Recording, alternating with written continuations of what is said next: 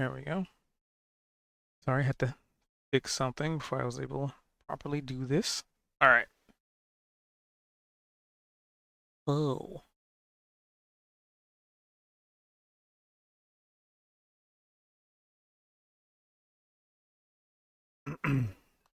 Let me hydrate.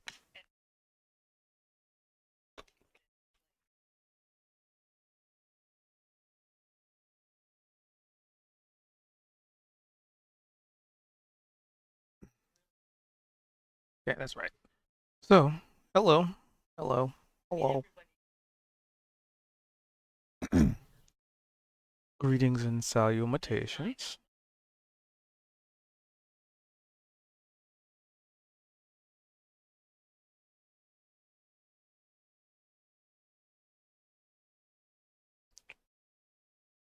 Alrighty, that's good. Yeah, it's been a little bit, but last week we had a few people out, so now we make up for it by having a session. So, I got to shake off some cobwebs myself. Um, yeah, hope y'all had a good whatever it is you were doing, and I'm gonna round them up and get them ready to roll.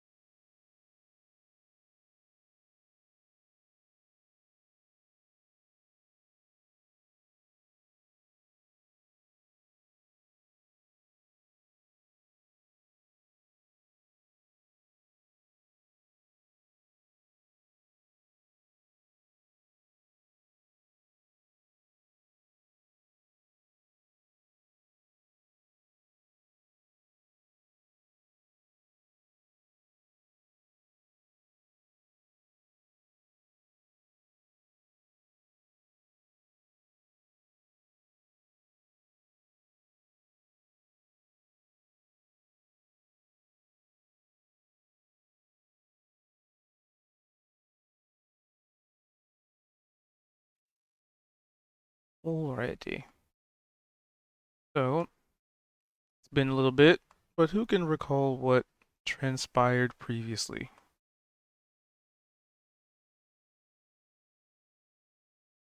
Good question. Well, I do know that we had split into two groups, and a group of us Oh, went right. to where the archive of Grim Haas that was located in this kind of like ritzy part of town, and we were going to go kind of research different books and stuff. And that, we were not having a whole lot of luck. It maybe seemed like the right place to start, but they kind of directed us for some of the stuff we wanted to know to the secret archives that are beneath the Capitol, I think. And we learned some different things, but I don't quite remember how Zed and Niavara's adventure kind of worked out. I don't think ours finished. We were in the Yeah, middle of ours it. at the I library see a also did not. catacomb or something. Mm. And I kind of remember whatever I remember pieces being moved through this this little maze, but I don't know what the context of that was that's on screen here.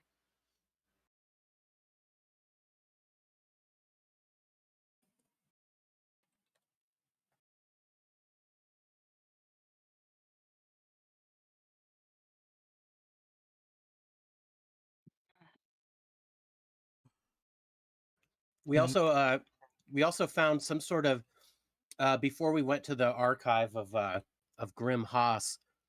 There was some sort of business called the Heat Shield that I don't Right. remember what it was, but it's like we didn't go in there at this time.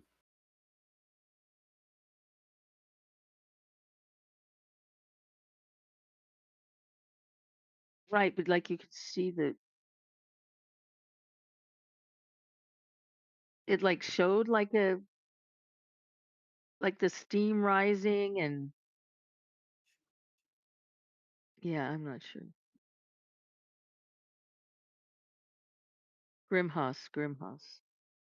Grimhaus was the name of the No, that's back at the bookstore. That's before they said to go to the library. That's right. This is No, from farther back. Grimhouse was one of the smaller libraries that we were told to go to. Well, the big one, it was like, oh, you kind of have to have credentials to get in. Right. Okay. That the one we were at then? We were at the Grimhouse? Isn't Yes. that Yeah, where that's right. we That's were? right. Okay.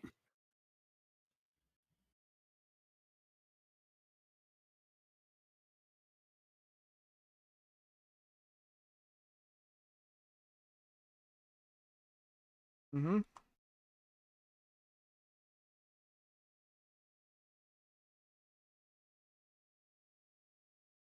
Anything else you can remember? Gosh. Well, okay, so and then we each were looking for our book. Yeah, we were each looking at our books. Well, I Veldrin was remember. going to Mm. read the book about the Children of the Stars when it was cut off and then the session ended.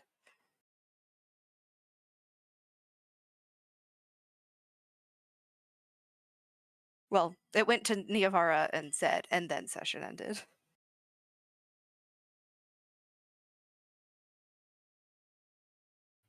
And I was trying to find out about House Rendari, and because they're like the mavens of these ships that can travel on the astral sea.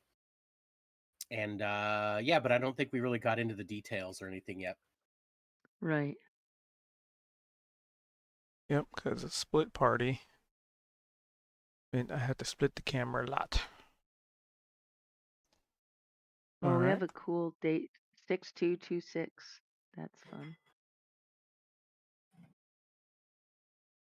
Does Niavara and Zed recall what was going on? Because there was a lot of camera time.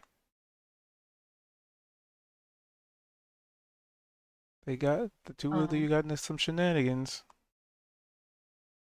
I'm trying to mentally recall. I apologize. I was also at a con over the weekend and I fried my brain, apparently. Something akin to needing to get a ring from a building. Yeah, we got we were kind of following this coin that had all of a sudden it was somehow pointing us in a direction. I think there was like an image on it that had formed. Um It was like a and compass, right? And you got and it yeah, I think changed, and it's like, oh, go this way or that way. yeah, basically, and we were just kind of like Aha, somewhat right. aimlessly following this thing. We got to this building and there was an assumption that we were going to have to potentially deal with goblins. Um and so I think Zed was like, "Oh, like I can talk to goblins and stuff like that." And I think Niavara, which she has displayed before, can become a goblin. And it'll And be so I great. believed used a spell to uh, disguise themselves, and then um and we came up with a name, and I'm forgetting what the name was, but Bugs it was a bit. really yes. Um um So we were going in here, and then I didn't you use a different spell that you could like communicate in Goblin Yes. somehow? So I did not need to use a spell to transform. That's an innate changeling ability. Ah, I oh, used of course, changeling. Yeah. the spell tongues, which is a spell that lasts like an hour. And Yeah, why were so, Literally you why understand did you have to goblin. disguise yourself if you were changed Hmm? into a goblin? She had I to didn't have disguise to. herself as a goblin. Oh, okay. Oh, I see. I just Brain transformed into fart. one. Gotcha. And what did Zed do? What did you do, Zed? so To we He's to just dis Edrin. yeah, we had gotten to this place, to this sort of doorway, kind of. If I recall, it was somewhat tucked in like an alleyway. It wasn't just out in the open. Um, and the door was locked, but we checked this coin, and on the where this compass was, the image changed to what looked to be like a ring. And so we were kind of assuming that that's maybe what we were needing to look for. So I think we picked the lock to get in because it wasn't open.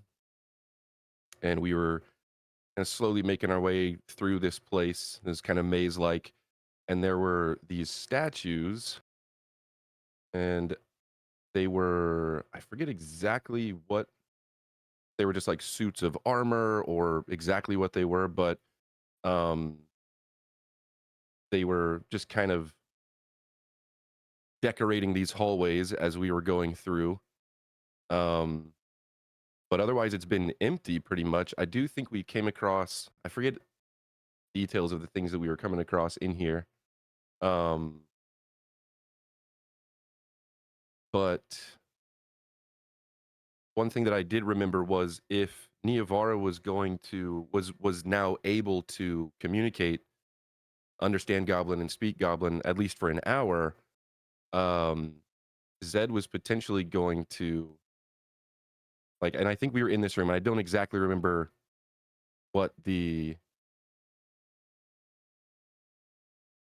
cliffhanger was, if you will. So I guess if we could, once we get to that, then I remembered what I wanted to do with Zed.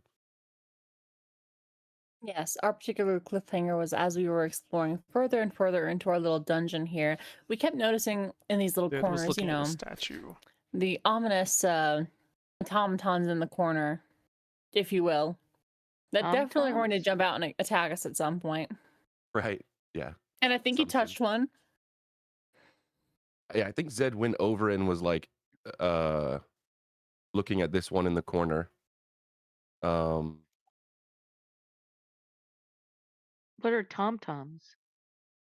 An automaton. Automatons. Oh, automaton. I heard tom-tom. Yeesh, my brain. I Sorry. heard tauntaun the first time, and I was like, "This is it's not a tauntaun." Damn. Luke Skywalker, come here and gotta shove you in, man. Yeah, right. I didn't write the rules.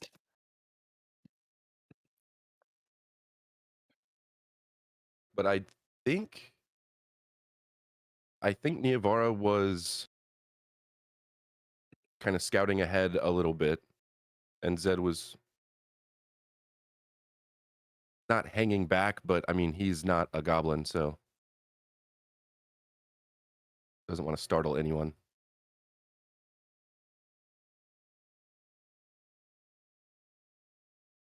Something about a tripwire. Yes. There are traps. We nearly got it. But we caught ourselves because we are that dexterous and amazing. Yes, you are. I know. Ever humble.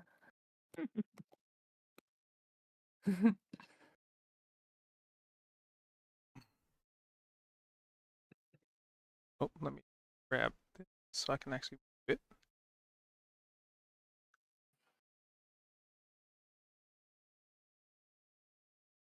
Other So, than that, yeah. I feel like we gave her a last name that is like just beyond my memory. I know Bugs fit first name. Bug spit. Who did you give that name? Oh, your goblin persona. Yeah. I got the first name. He named me the last name. But I forget what it is. I think Bug Spit stands alone. Bugspit stands alone. Razor, I think.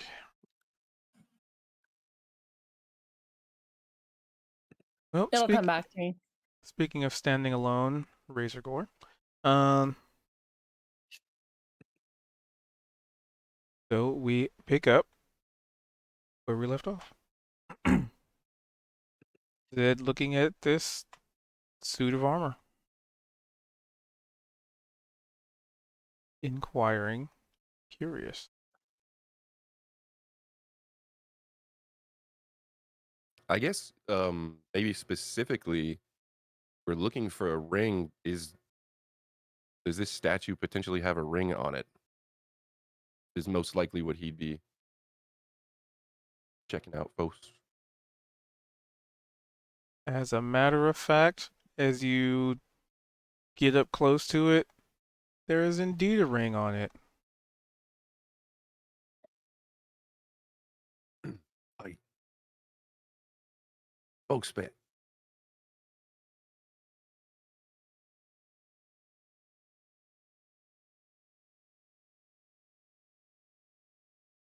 Hey, bog spit. Okay, what have you gotten yourself into? Oh, look, there's a ring right here. Okay, so they decorated their armor. What's the sitch? And she'll walk back over. She's like, whispering so that she's not having to use her goblin voice. Oh, whispering. Give me a stealth check. Yeah, In Zed an was trying to empty be quiet room, as I well. have to whisper. I don't even remember. I know that my goblin voice annoyed someone in this party. I wonder who that is.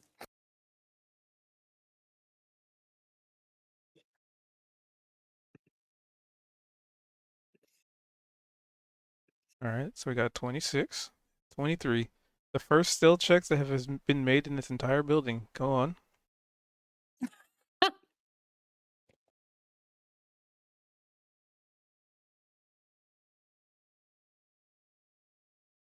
Um, so he'll kind of like gesture to the coin, that at least when we first came in had a ring on it. He'll kind of like hold that up and then point at the ring that's on this statue. You think it's talking about that one? I didn't check any of the other ones. Did you?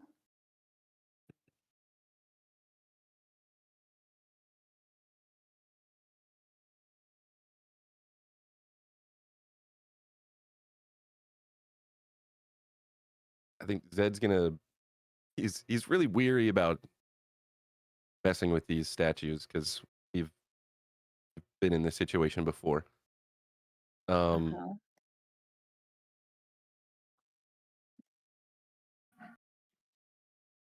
He's gonna kind of take a couple steps back through this hallway, and he's gonna peek around the corner, uh, and just look at these other couple statues. Are they all the exact same, or do they look like it from what he can tell? They all look the exact same. From here, would he be able to see if these other two have rings as well? Not from 20 feet away now. Okay, fair enough. Um, so kind of like, slowly walk back over here. Hey, I'll be right back. I'm gonna go check these other ones. Kind of tiptoe back. And I Tiptoeing. guess, Give me a stealth check for tiptoeing. okay. I guess, oh, for context, wasn't it morning to like midday ish? Around I then, Towards think time of so. day? Okay.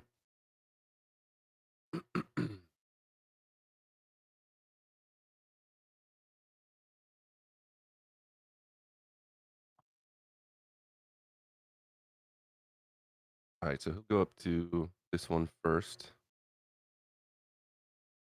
there's indeed a ring on it. As a matter of fact, every finger has rings. There are 10 rings on this suit of armor. Hmm. Ooh, okay. Where was that the Mm. same as the other one that he saw? They all look identical Okay. at first glance. So the statues are identical, and each of the rings, do they all just look the exact same? Yep. Okay. Um, Well, at first yeah, glance. same thing over here. Kind of peek around this corner or just walking out. And if he doesn't see anything, then he'll step closer and eye this one. I'm assuming at this point it's the exact same. Yep, 10 rings. And we came in like over here, right? Yep, that was the entryway. Okay. Cool. All right, so he's gonna go back in here. All right. Apparently, all the statues that we've come across are all the same. Down to each of them having 10 rings and no real Uh-huh. like other things to have them stand out like between themselves.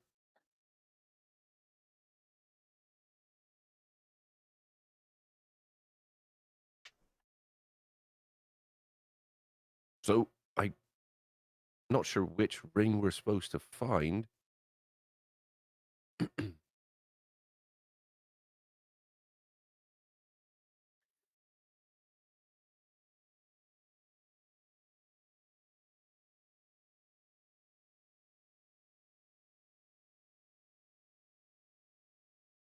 Well, I mean, like, I'm just going to be real. What if we're not supposed to find any of them and the symbol of them is just the sign that we're, on the right track? That could be, yeah. So I think we just, keep going. Come, come, come.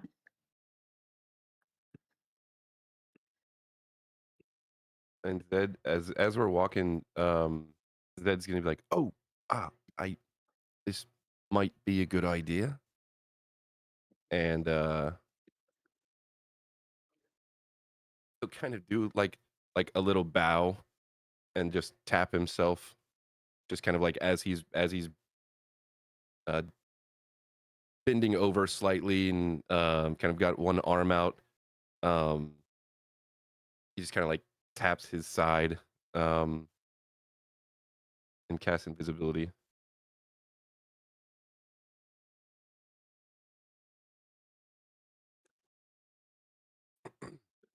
Or What you're just gonna leave me? what is the verbal component you are utilizing to cast this? Um, I guess when he's bowing,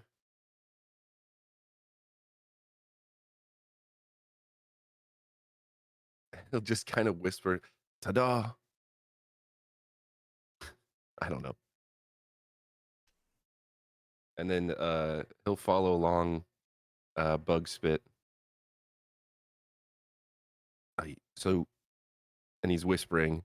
So now, if we come across anyone, well, they're just gonna think it's you. Are you literally planning on getting me jumped? Well, no, that's why you're a goblin. Oh my god.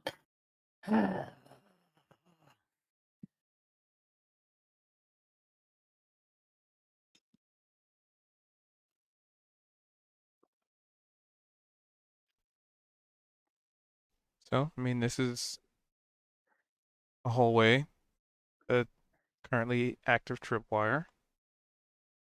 All right. Miavara carefully steps over it. Or I should say, Bug Spit carefully steps over it.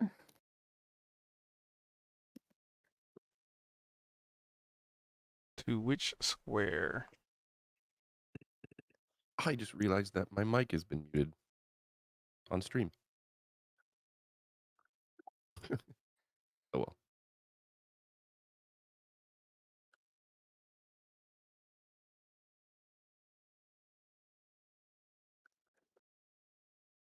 Definitely not a completely important question or anything. Which square are you stepping to?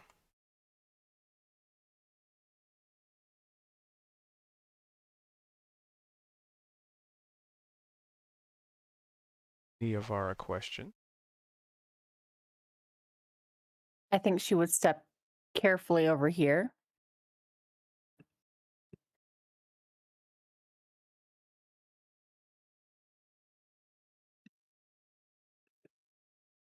So you would see another wall as you step into this hallway and a door at the end of it.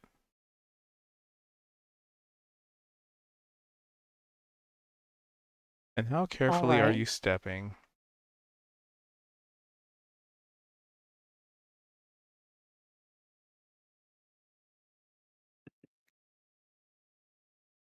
I would say she's rather light-footed. She also has a crazy high perception. Ah, light-footed, you say. Give me a stealth check.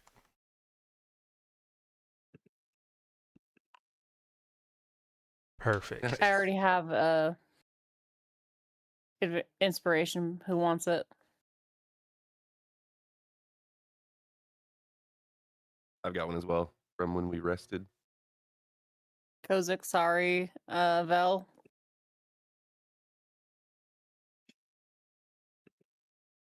Any of y'all want that inspo? I have inspo. Sure. Oh, I mean, let me. My. I don't know if I have one or not because I'm still not. It still hasn't loaded. It's been working on it this whole time and it still hasn't loaded. So Let's see. yeah. Sorry. Sorry has one. Kozik, do you have one? I do not know. Please take my free inspo. Oh yeah, I love it. Thank you. So at this point, any inspirations that are acquisitioned are going immediately into the dumpster. Because everybody has one. We need to be using them.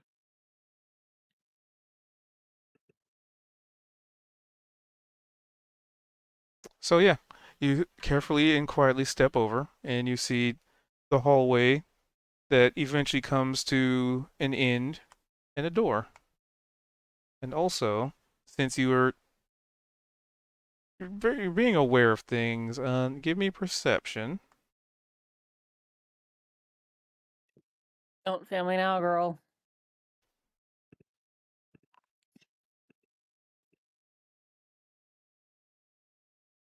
You want one from both of us? I mean, an 18's fine. Um, as you're stepping into the hallway, you hear the sound of some kind of crackling sound at the corner door at the bottom right of that room that you just left, pretty much. Over here? Yep, We'd already heard that noise before, yes? you've heard it. Seems to be moving. Mm.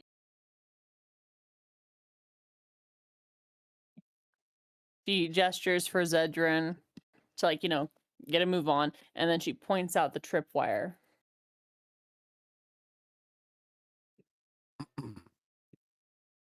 Did we? I don't know if we actually went and checked that door. Did we?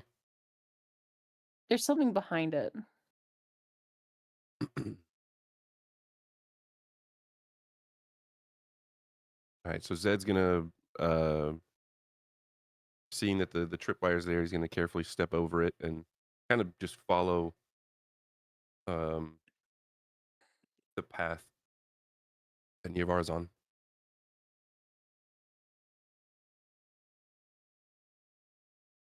All right. So you are now in the hallway.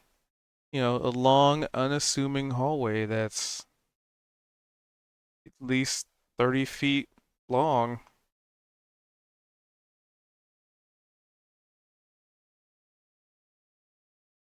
Well, my other D&D game, we would call this the backup and hallway, where we could keep backing up to fight.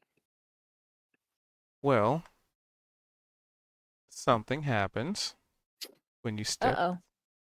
because you went, yeah, that threshold. So something will. happens when you step there.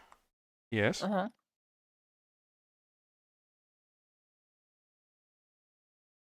Give me a dexterity saving throw. As a makeshift bucket falls from above your head and clumps to the ground as you deftly jump out of the way of it.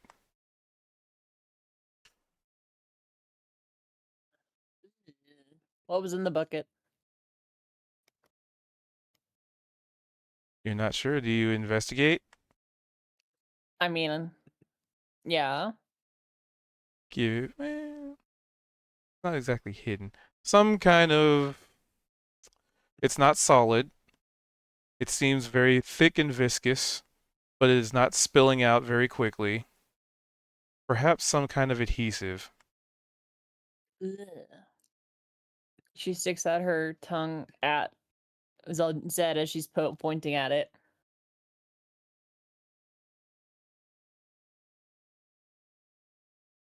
Like, can you believe this shit? And she'll keep Zed- wandering forward slowly. And as you take this step into the preceding square, so that one, give me another dexterity saving throw as you feel the floor beneath you just start to slide, like almost like it goes from like straight, like you're standing on it to just like a trap has been triggered and it's like it turns into a slide downward.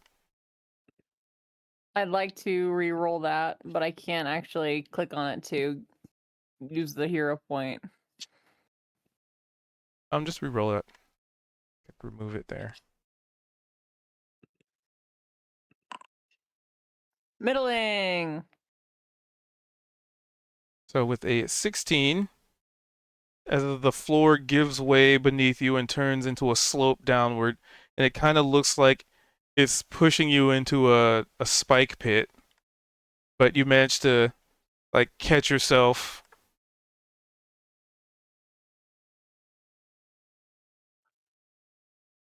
And this trap seems very easy.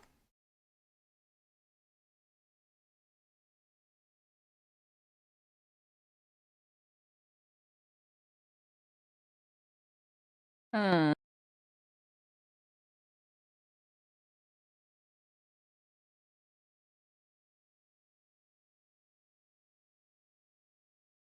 She gestures to it like, ugh. I should probably start rolling a perception check.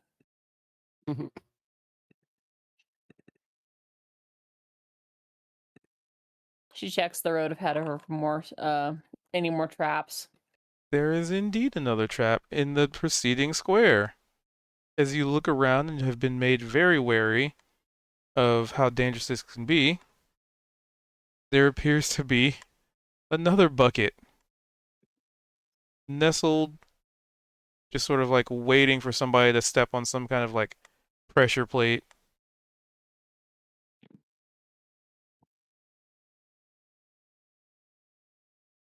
Um, given the fact that it's a one-time trap, if you will, an OTT, she's going to, use her, she's going to step down on the space in front of her and then step back, just to purposely trigger it. All right, so you kind of safely trigger the trap. No disarm needed because you're actively triggering it. And the bucket clomps to the ground. Clomp, clomp. She'll step over. Okay, was there anything beyond it? The door looks mighty interesting. Unusually so.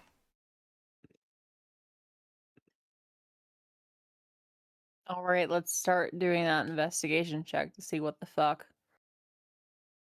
She's first gonna.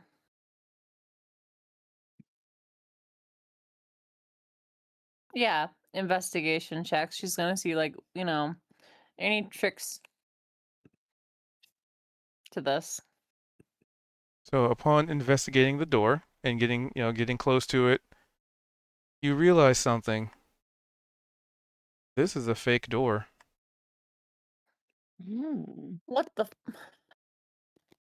They just painted on. There's Optical a trap in illusion. front of the fake door. However, with a 19, let me move you so I can do this properly. You realize Wish you something. can't see shit. Come on. I want to.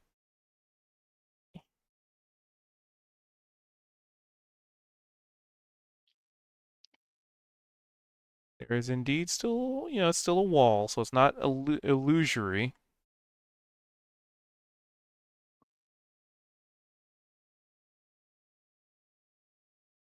The actual door is adjacent to it.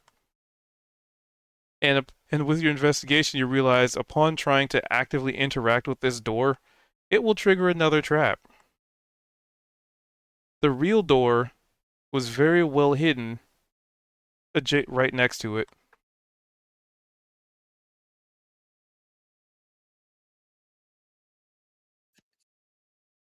God damn.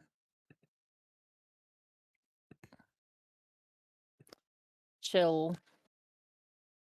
Carefully make your way over and start investigating if there's like it's locked or something. Grumbling the entire time like stupid fucking hobbitses.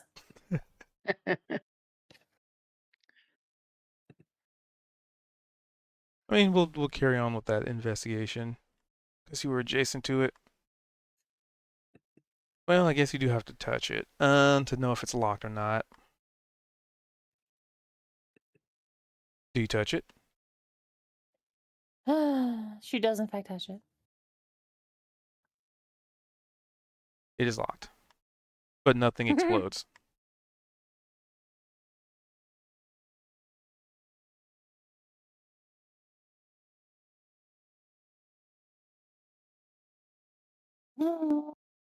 If you will.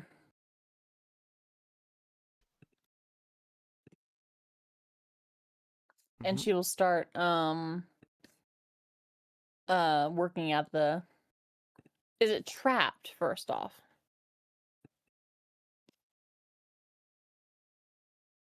You don't seem to notice one. Let's go.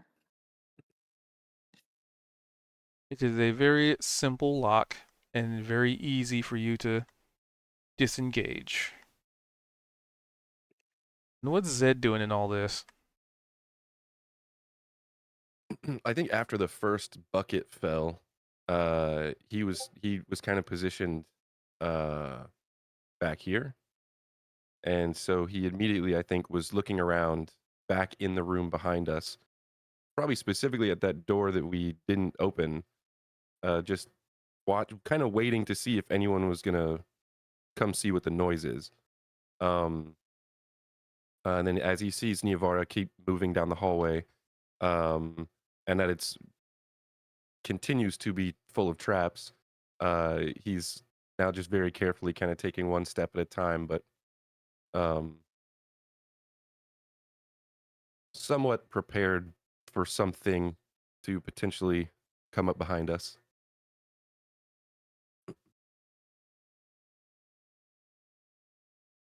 All right, so you're staying where you are, or Oh, he's kind of like taking one step at a time closer, I guess, while Bugspit has been investigating the door.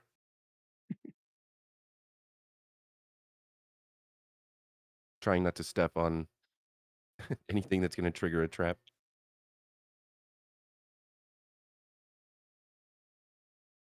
alrighty. Well, now you're wary of it. You can give me a perception if you're looking for traps. Yeah. You kind of see them already. They have gone off. It was There'll always be 16. more. Yeah, 16. To which there is a trap right in front of you. A similar one. If A I falling guess at bucket. this point, the ones that Niavara had triggered, would you say that it's safe to stand there?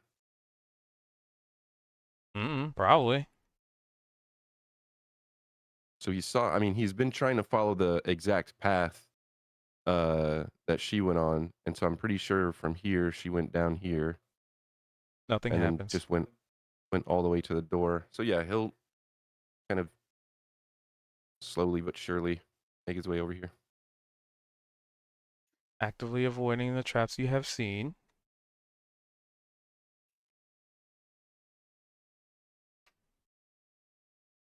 So, with a satisfying click, Niavara, you feel as if you have disengaged the lock.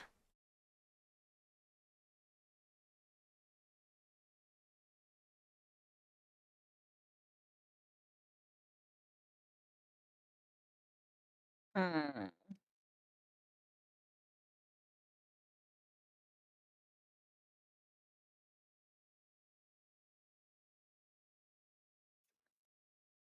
He will gently open the door. The door quietly. Two.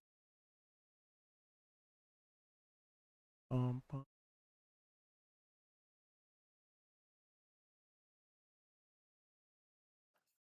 That's a terrible line.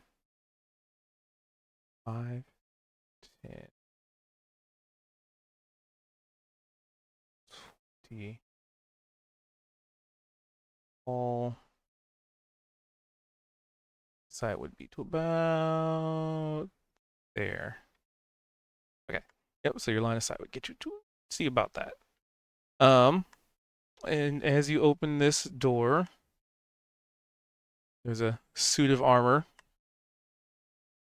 in the very corner, and it kind of looks like it bends around the corner. So you imagine it just sort of opens up into probably a larger space. Um,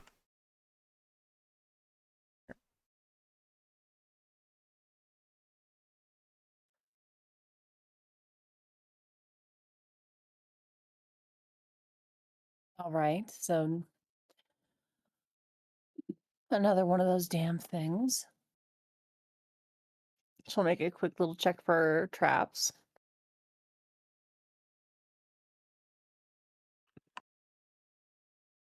you don't seem to detect any traps in here. Maybe they were hoping we wouldn't see them. I don't see anything. Okay, so up, Oh, up. You can use my inspiration. inevitable. So 1 nat 20 and 2 nat 1 tonight, Mhm. unless you want to I don't inspiration have. that. It's okay. You can use mine if you want. No, it's all right. We'll keep it.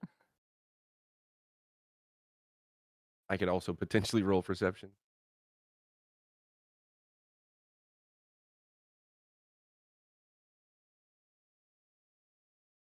You could. Yes, you could. Hey, okay, it's meant to be.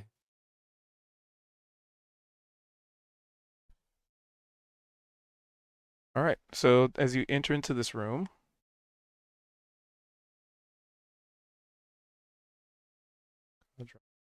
Zed's distracted by the suit of armor again. door. Wait, can I ask a question, you guys? If the door was fake, what door opened to into a room? So it was like picture a hallway that's kind of like it's like 10 feet wide. So it's not just Mhm. like a, and then on the Right. right side, at the very end was a door, and then to the left of that was just a wall. Oh, you And found the so when we okay. interacted with the door was actually a wall, and Right. the wall was, it was like a switcheroo type deal. Gotcha. Thank you. Thanks. I was like, how did they give you? Thanks.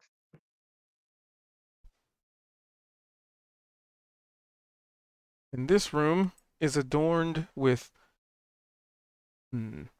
lots of furniture, chairs, a couple of nice couches, the very, well, homely kind of feel. There's like a bare rug, carpet on the ground on the floor.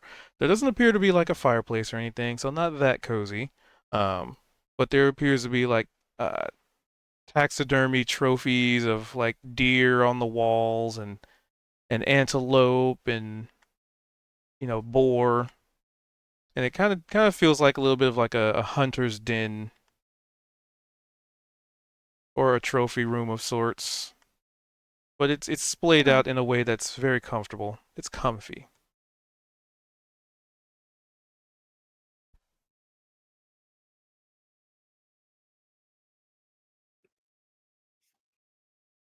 Can't wait to get the new server. Oh.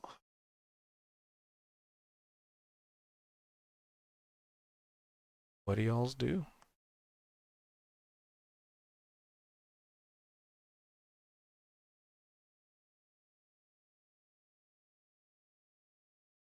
Actually, let's see. Wait, that's 2 natty 1s. Okay. We're good. Yeah, you're fine. What are y'all's doing? What are y'all's doing? I think Niavara is carefully making her way forward. She doesn't want to touch any of the stuff on the walls, though. All right, and Zed? At first, he's checking this statue, just making sure that it's uniform, identical to the other ones. It is. It only has one ring, though. And huh? It only has one ring, though. The first two had 10 rings, the second one had one, and this one has one.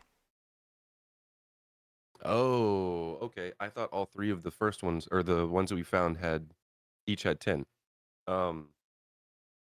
All right. Um,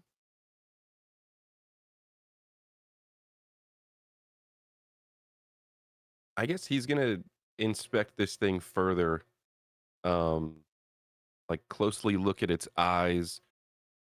He wants to make sure that there's nothing watching us. All right, give me a investigation with disadvantage.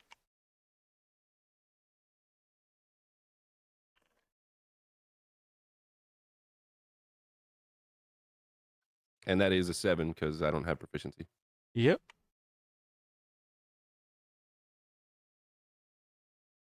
You don't see anything. All right, then he is gonna focus on this ring, and he's not going to. He's kind of gonna like act like he's gonna grab it, and without touching it, just kind of last moment, he's gonna use his mage hand to try and manipulate it, see if it'll move, or see if he can remove it. Ah, so you're aiming to remove a ring. Oh yeah, it would come off real easy So he if that's what you want to do. have a uh yeah, thinks we're looking for a ring. So you'd have the mage hand just kind of drop it into his palm. And he's still invisible, so he's gonna turn around, but he's not gonna make any noise because he doesn't just want to give away his position. So he's kind of holding up the ring, and puts his other hand over his mouth before he says something. Just kind of holds it back down and starts to walk over to show bug spit. Takes a couple steps, All and then right. he's like, "Oh wait, Something happens as you yeah, go ahead." step away. Hmm? As you start to walk away, let me see if I can still do this. As you walk away, you realize something with your lack thereof perception, that you've accomplished what you were aiming to do, which was get the ring, but you realize that your coat, your jacket, coat, clothing got caught on a piece of the armor itself, one of the spiky bits. And you didn't really notice this until a very loud crashing sound could be heard, probably scaring the shit out of Bugspit. And you just hear it's just clang, just clang, clang, clang, and the suit of armor collapses to the ground and breaks into, the arms fall apart, the hands come off, the head rolls off, like the whole thing just completely hits the ground and just complete mess, complete noise.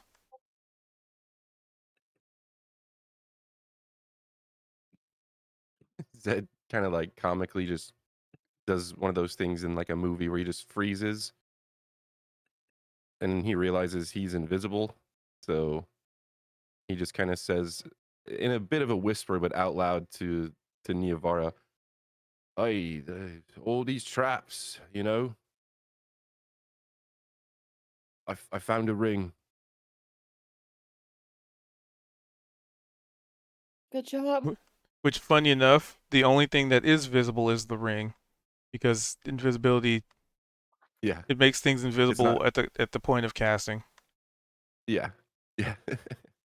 He's gonna mage hand the ring over to Bugspit. I think I have range.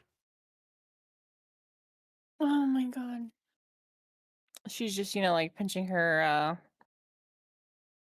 uh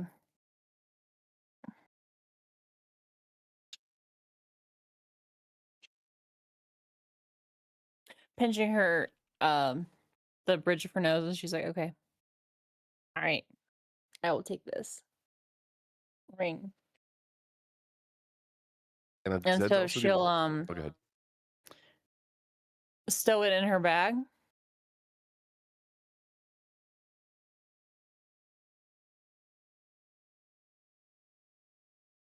And Zed's gonna look at the coin that directed us here. And did that change at all now that we have this ring? Nope. It is as it was when you arrived.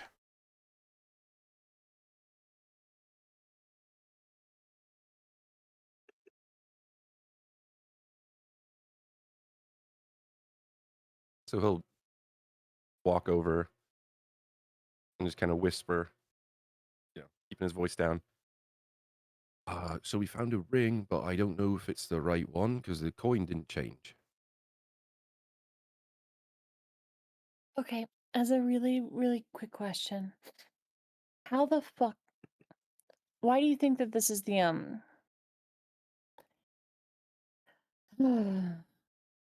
why do you think you're searching for a ring?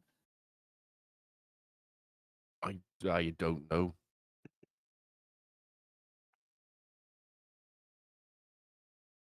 Uh,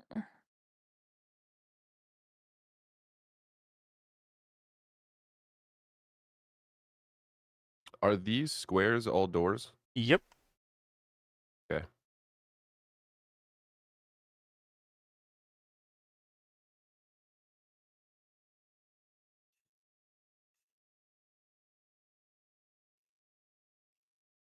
So what y'all's doing? You're standing in front of a door.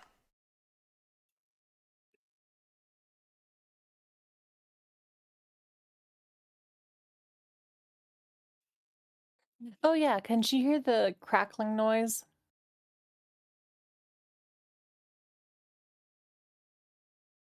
Um, this room you do not.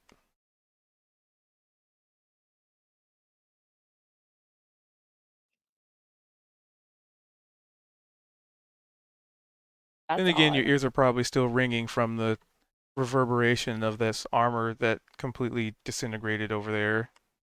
Yeah.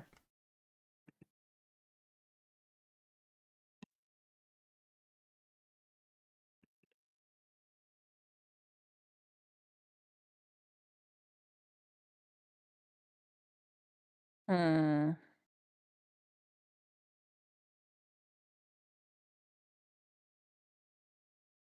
Mm-hmm.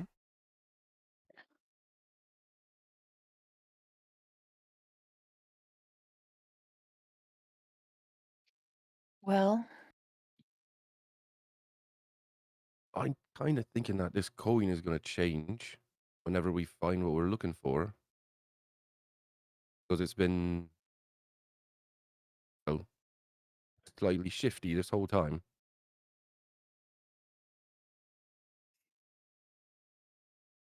all right.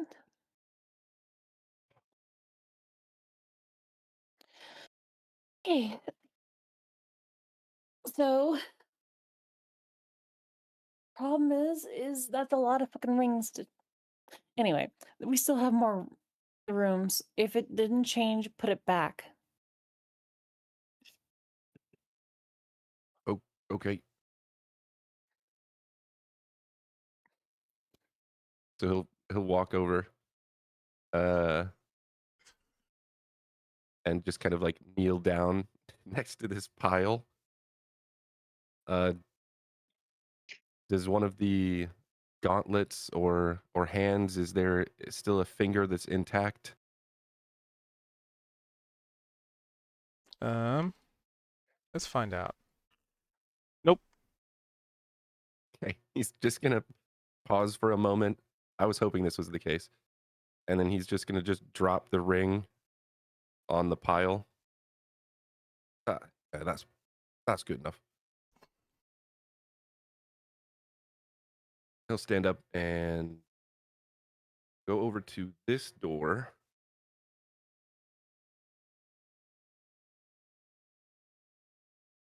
And check it for traps.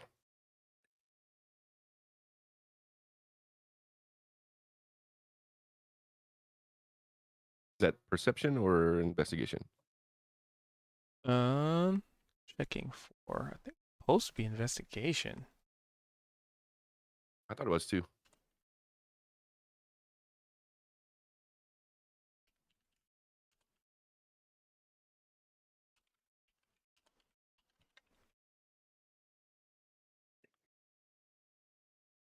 Investigation would be used when the PCs are in a room and actively looking for traps or checking the door. Oh, okay.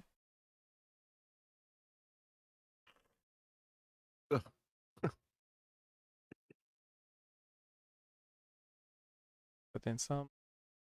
Yeah. It's the official reading.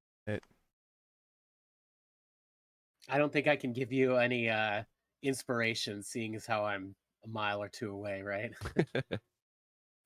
Just like I still got realistically. mine, Oh, but okay, I cool. don't. We'll see.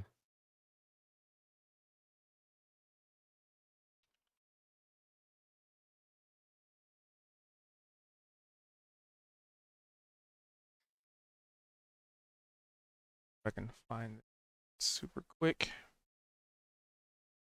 Can't. Okay.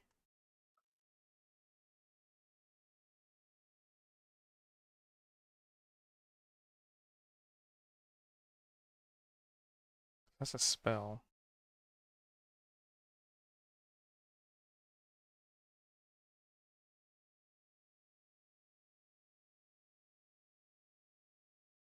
That's not going to give me the reference I need. Okay. Some say it's I got a perception. nat Some one say anyway. it's investigation. But with a natural one. Yeah. Yeah, no, you don't see any traps on it. All right. He's not gonna mess with it. He's gonna walk back over to the bug spit.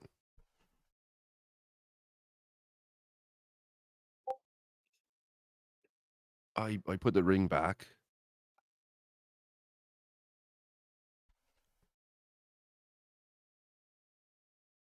All right, good job. Works enough.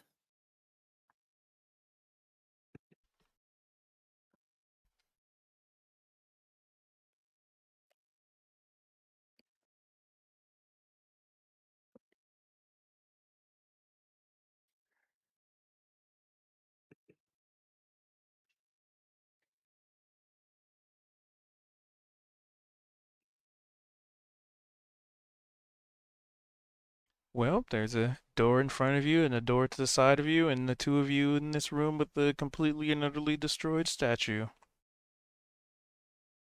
Well, suit of armor.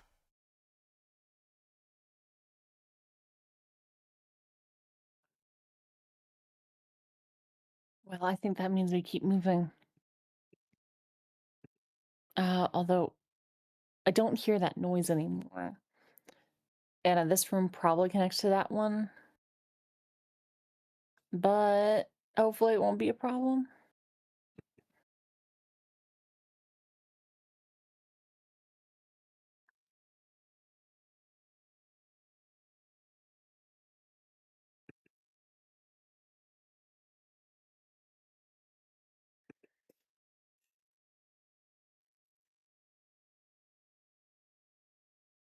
She opens the door up quietly.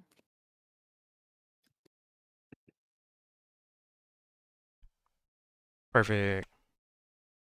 So you open the door up quietly. And on the other side, it opens up. Move something here.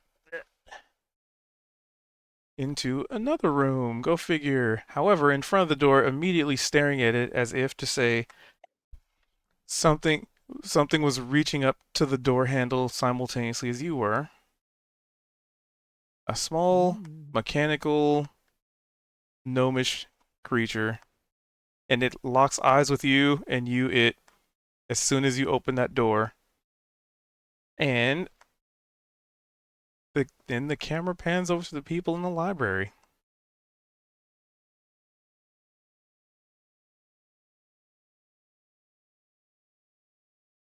All right. A tiny gnomish, you said automaton? Seems like it. An auto gnome. An auto gnome. I'm in trouble. But y'all's in the library. I am in danger. Yeah. Haha, I'm in danger.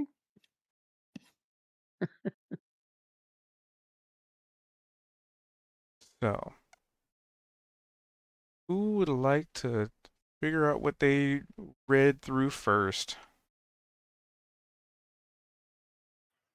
I will. I'm hungry for knowledge.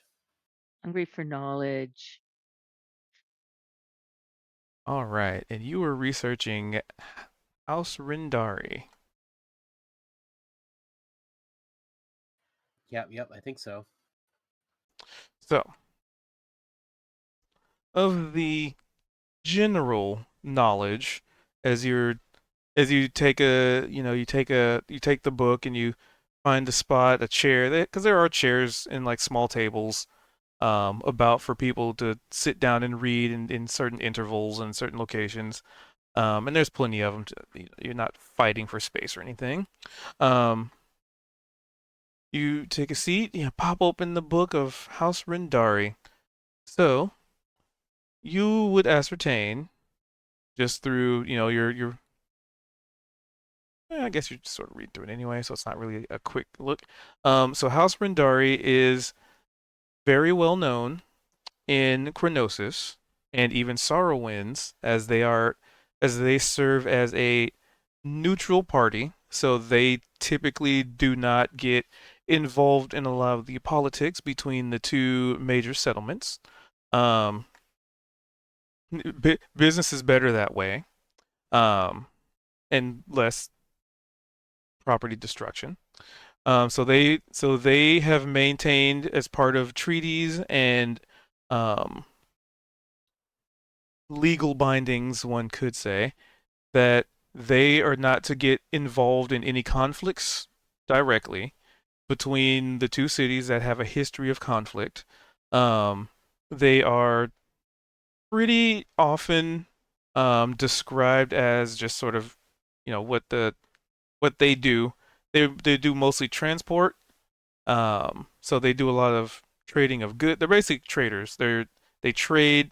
They do a lot of transportation of goods. They transport people should people want to purchase passage.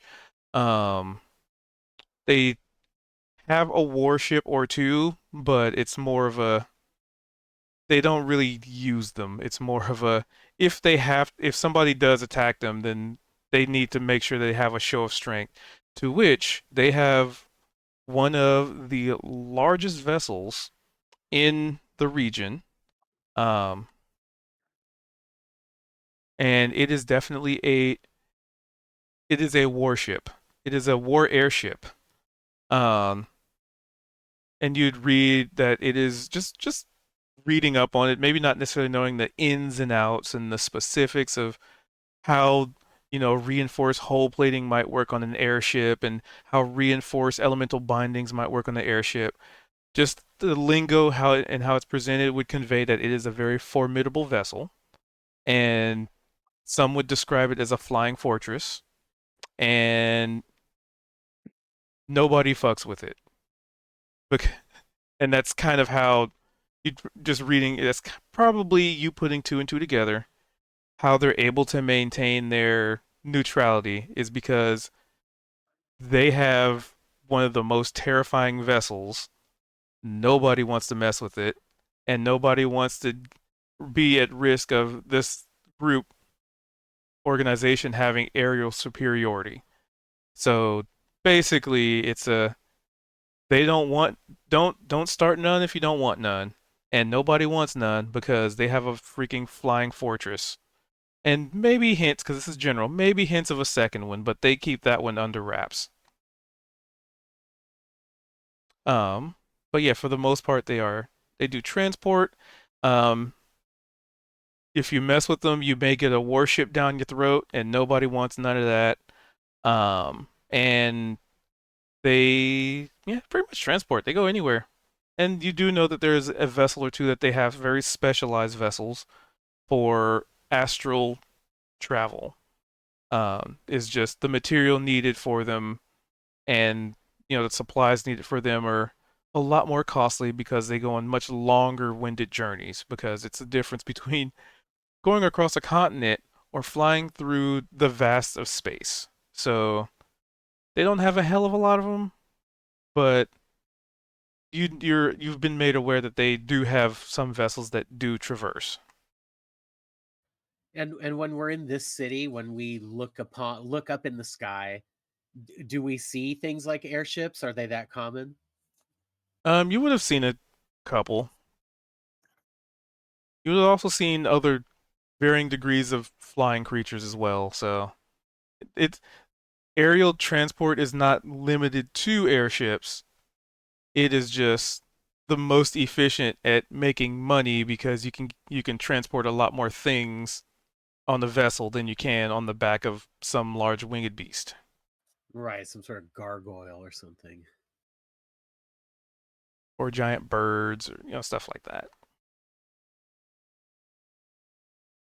Is Kronossus in, or can I ask a question? Or are you just talking with Kozik right now? This is just what he ascertained from reading the book on House Oh, Rindari. okay. Well, I'll Okay. allow it. I'm just wondering if that if Kronossus is in one of the wild spaces, because I've been learning about the astral plane from reading, the books, and I was just wondering if Kronossus is in one of the wild spaces or wild places that intersect with the astral plane. It is not, Okay. because You have to go somewhere else to get to that spot where it intersects. to get to the astral sea, think of, I guess, OOC wise, think of the astral sea as like once you leave the sphere of your planetary bodies, then you're hitting space, right? But then it's like once you go beyond that, once you go beyond Earth and the planets, once you're out of the solar system, then start thinking of like the beyond, because Okay. it kind of Because sort the of described it in like Spelljammer as um oh spheres of influence. So it's like once you're outside of the sphere of influence of like a system, then you kind of hit the astral sea. okay, and because in the DM manual it's talking about it intersects with the material plane in these places called the wild spaces, and you kind of go into it that way, like not by traversing all of space, but by There's going to the wild been some spaces. retcons on the astral Oh, plane. but this is the new book. Okay. This is the new book, but I guess different, like Spelljam or whatever, Yeah, must like be like it has its own Spelljammer thing or has its something. own. Yeah. Right. Okay. Okay. I don't know that one. Okay. I was been learning everything from the Dungeon Master's Guide and the Player's Handbook, so I think I must have the wrong information. It's just how different books have Well, yeah, projected it it's differently. Okay. it's kind of just guidelines for just telling the story and stuff. Yeah. Okay. All right. Well, I'm going to go obviously with whatever you come up with, Cube. So I will let go of what I think I understand. Are Sari and Veldrin kind of looking at their books in a similar spot? I think we all went to a different spot, like the rows were. I don't We remember all how close picked our. from a different spot, but did we settle down at a similar spot? I'm I on the don't second remember. floor. Didn't we just get left in the row we were in? I don't even remember sitting down. Maybe we did. We could decide that, yeah.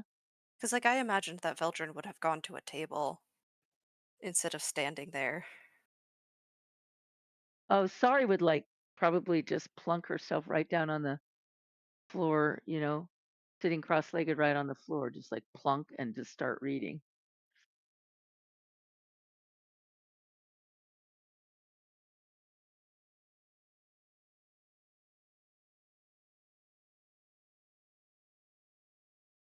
But anyway, you were still talking with Kozik, so Well, I mean, that was the gist of what he got.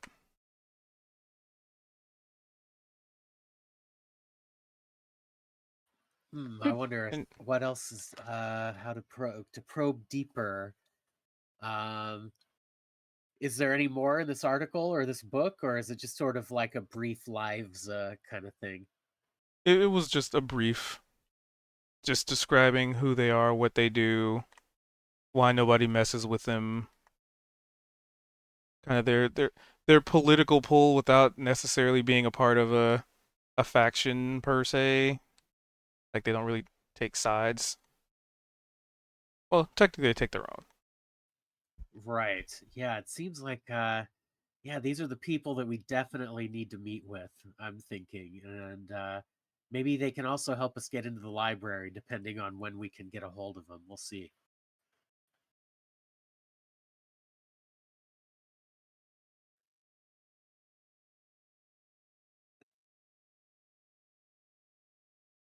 And I guess I am pretty impressed by the archives themselves. Seems uh pretty opulent and something that even a dwarf could appreciate.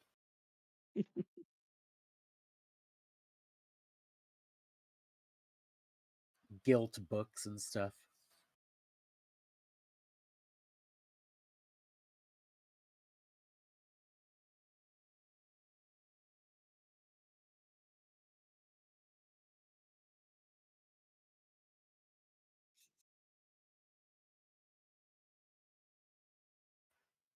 Am I hearing cubed? Did you hear me? I do now. Weird. I was saying who's next.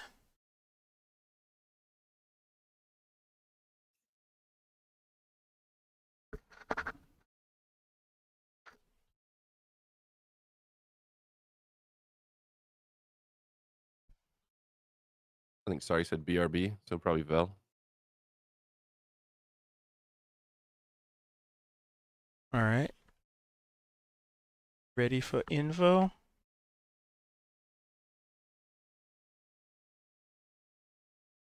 Boy, am I. Because Sari just said BRB. All right. So,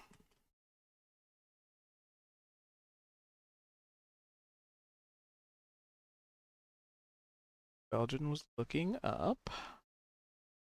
Children of the Stars. Stars, but it was a very indirect. It wasn't a whole Mention. book on it. It was more references Yeah. to them or to it. What is the larger book that he has? So the larger book would be. This was the reference of them in it. So that one would be.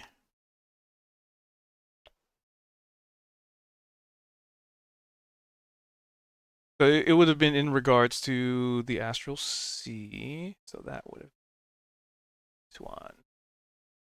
So basically, it would just be a book about um, astral beings, astral entities. It would have covered things such as the Gith, Illithids. So it's almost akin to being a little bit of like in a sense, not really a monster manual. Oh, what's the term for it when they catalog animals? Bestiary? Yeah, basically it's like a bestiary of creatures that exist in the astral sea. So illithids, vampire clowns, um, gif, which are different. Gif Yankee versus gif, which are the different species. Um, and essentially it just kind of goes down without having to go through every single one of them, but it's just a general bestiary, and a couple of them do come up because they talk about it hints at like deities having no influence outside of certain deities having no influence in the astral sea because it's kind of outside of their sphere of influence situation. Um, but the reference to the children of the stars is, as far as the bestiary is concerned, um, having something to do with being born in the astral, but adapting to the material would be the very vague and cursory reference, like an, a species that is, because you think, okay, well, it has to be an elf or it has to be a a drow or has to be so and so, but the beginnings of it is still a soul. The soul is born in the rift. The soul can find a body in the material. And at some point, based on the book, based on what you're reading, which may or may not be completely accurate, right? But at some point, the entity is confronted with the reality of the origin of their soul.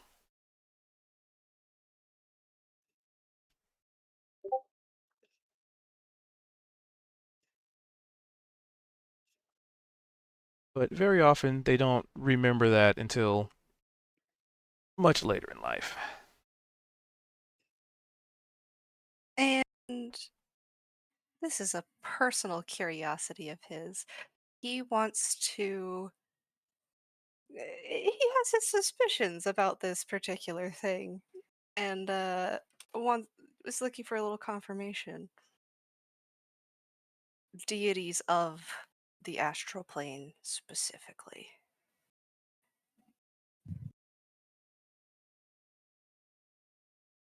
That would probably be another book because it just Okay. says that there are deities, but it does not list any.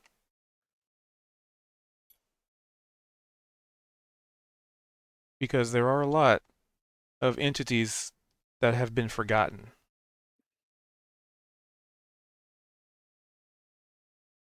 Did you say vampire clowns earlier, or did I hear you wrong?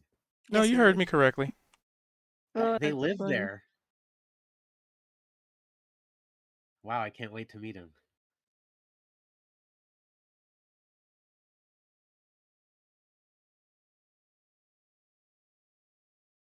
Just additional lore behind that because I think it's funny. Apparently, they is it? Do they drink your blood or your brain They suck your You- blood through silly straws. through like the little Through kid silly like straw. curvy silly straws? Yeah, it's Ugh. fucking wild. Truly alien and horrific. Ah,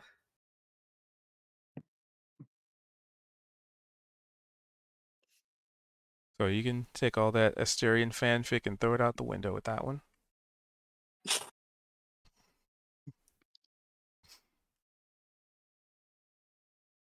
And the other book that he had was about the Drow Pantheon. He wanted to look at stuff about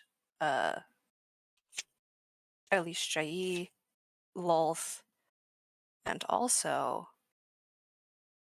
Veyron.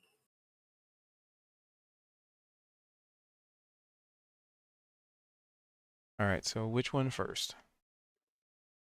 We'll go Lolth first. So, the goddess of spiders, evil, darkness, chaos, and assassins. Um, so you would know, I mean, just based on what you've already experienced with the religion, um, what being a follower of Lolth entails. It's Mhm. not nice. Um, in some cases, it's not even pretty because, you know, being a drider isn't always fine and dandy. Um, but you'd also know that Lolth hasn't been heard from for a very long time, so you'd know that this book is not referencing anything current. Um, just what the pantheon was about, what they represented, which what each individual god represented, and the bit of history that they do have on Lolth is basically what you already know. She overstepped her bounds. She somehow mobilized some of the other deities to also back her in the invasion of the surface and the attempt to subjugate the surface under the will of the Drow, and how horribly that went for them. Uh, some say Lolith was killed, some say Lolith was sealed. Nobody really knows what happened. It's just after the grand defeat and almost extinction of, well, at one point the extinction of Drow, that everything just kind of went silent for a long time. And then somehow Drow just started popping back up again.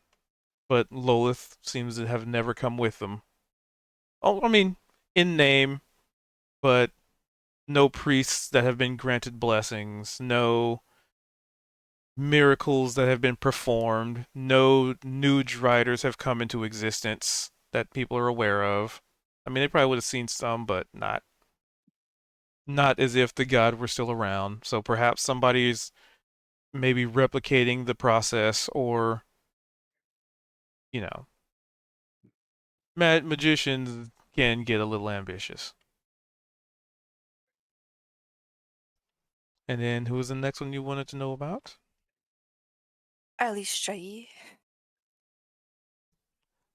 The goddess of song, beauty, dance, swordwork, hunting, and moonlight. What is there not to know about her? Um,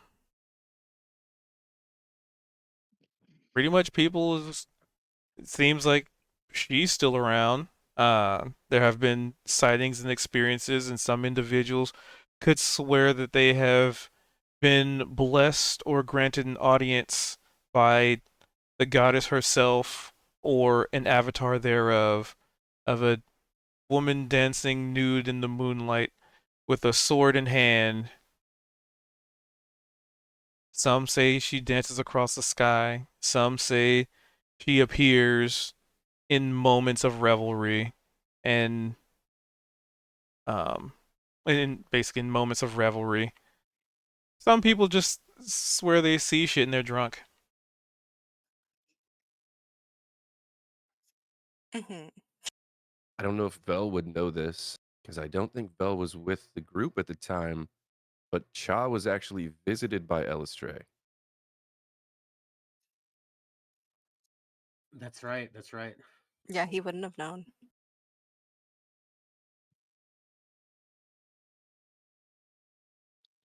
Also, the crazy pronunciation of her name is what I got from reading the phonetic spelling of her name, because they say it's Eilishrai, but the phonetic spelling is Eilishrai, and I was like, I'm gonna go with that one.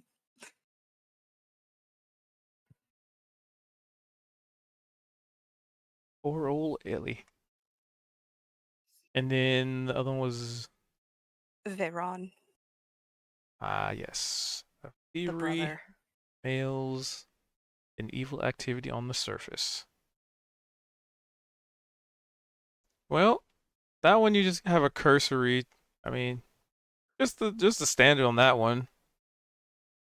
They seem like they're probably still around, just based on how up to date this particular entry, the entries on them would be. You know, citing um, basically certain drow having been, before they were executed for being caught. They would mention that their god sent them to purge certain individuals or sent them to do some heinous things. So at least there are some people that still have enough belief to um, claim that they are blessed or guided by the hand of their god of thievery. But more often than not, it's usually them getting caught, and it's kind of sort of their last words.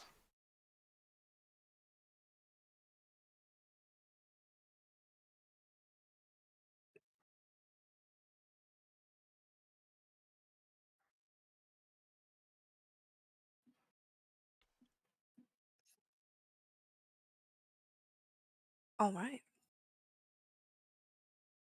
She was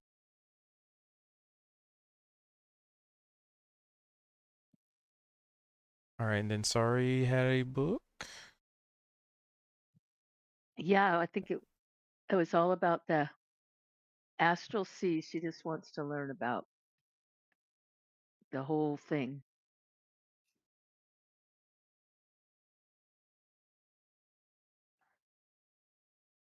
Okay, so pretty much the astral sea, um,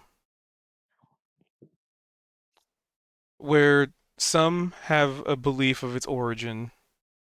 Uh, Nobody seems to be able to have conclusive evidence as to, because you think the material plane or um, and you kind of know what the material plane is derived to create.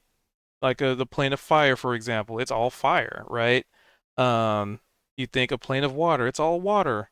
Plane of air, etc., etc. The hells have their own theme to them, whereas the astral sea just kind of becomes like the astral sea is the equivalent to everything else. The astral sea is a place where some explain where gods go to die. Some would explain it as a, a god's graveyard. Some see the astral sea as the outcast of existence. Some see it as, and this is just kind of reading through the book on it, just based on how many strange, wild, and outside things that you're reading on, um, space sharks and space whales that have fungus that grow on them in a void of, water and air, but somehow they exist. Um, and there are people that, much with, if there's a location that people can live in, people will live there.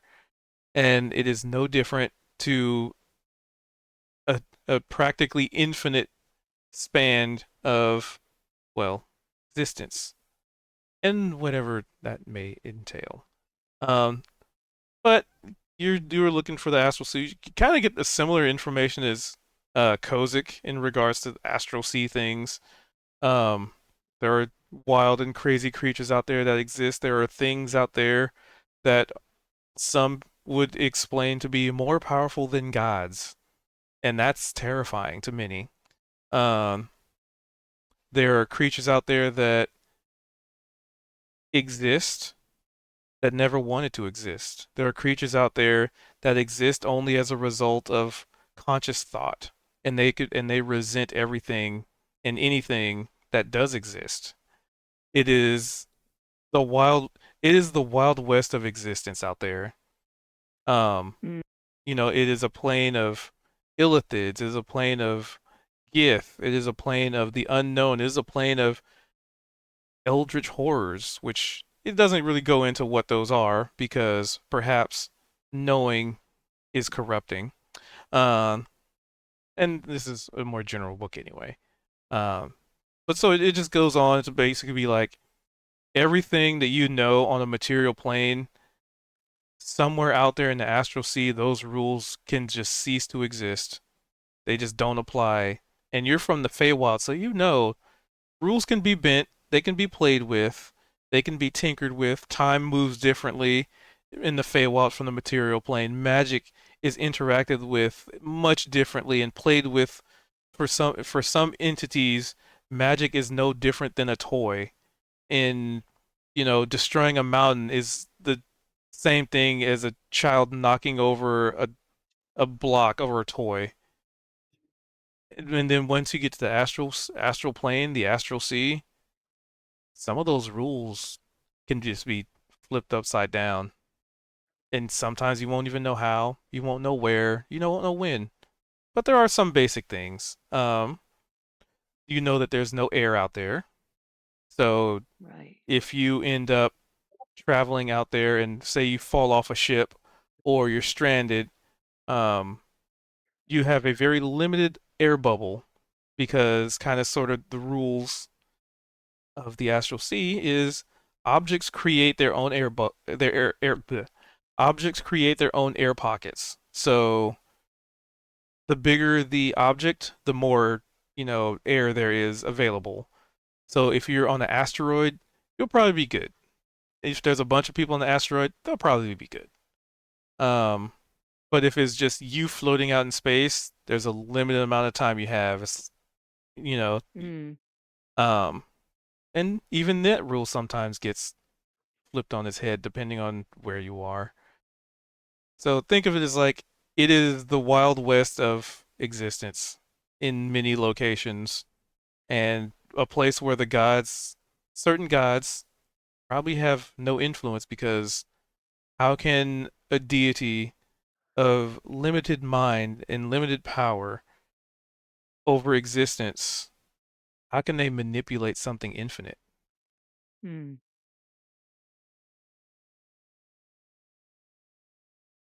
Can I ask you a question? Maybe. Well, um, does it is it like I was reading that you also like time doesn't really pass there or it can pass all wonky and that so you don't age and you don't get hungry, you don't eat.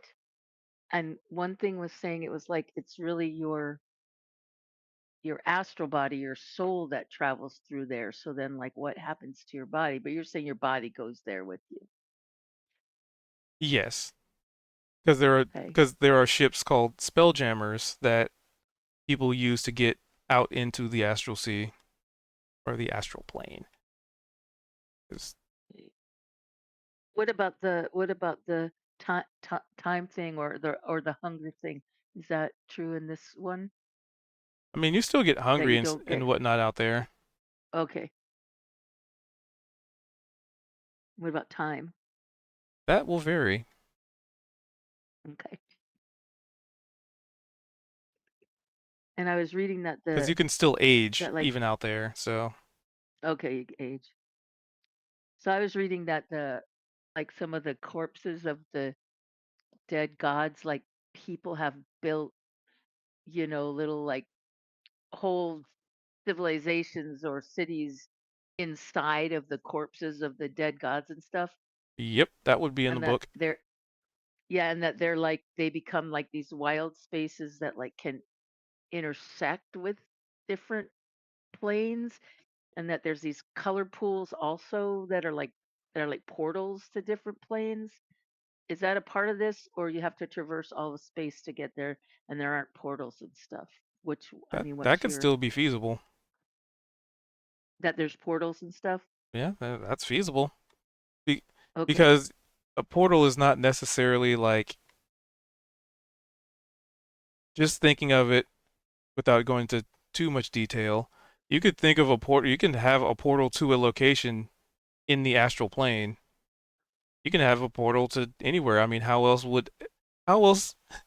in the example that might make a little more sense, how else do you think Uth Agaroth keeps putting holes in your material plane from a creature that is out in the astral sea? Yeah, right. Right. So it is feasible. Okay.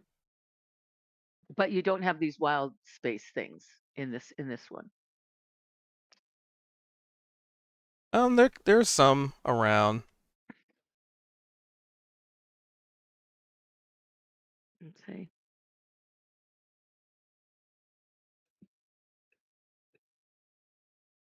Okay, well, awesome. I want to go even more now.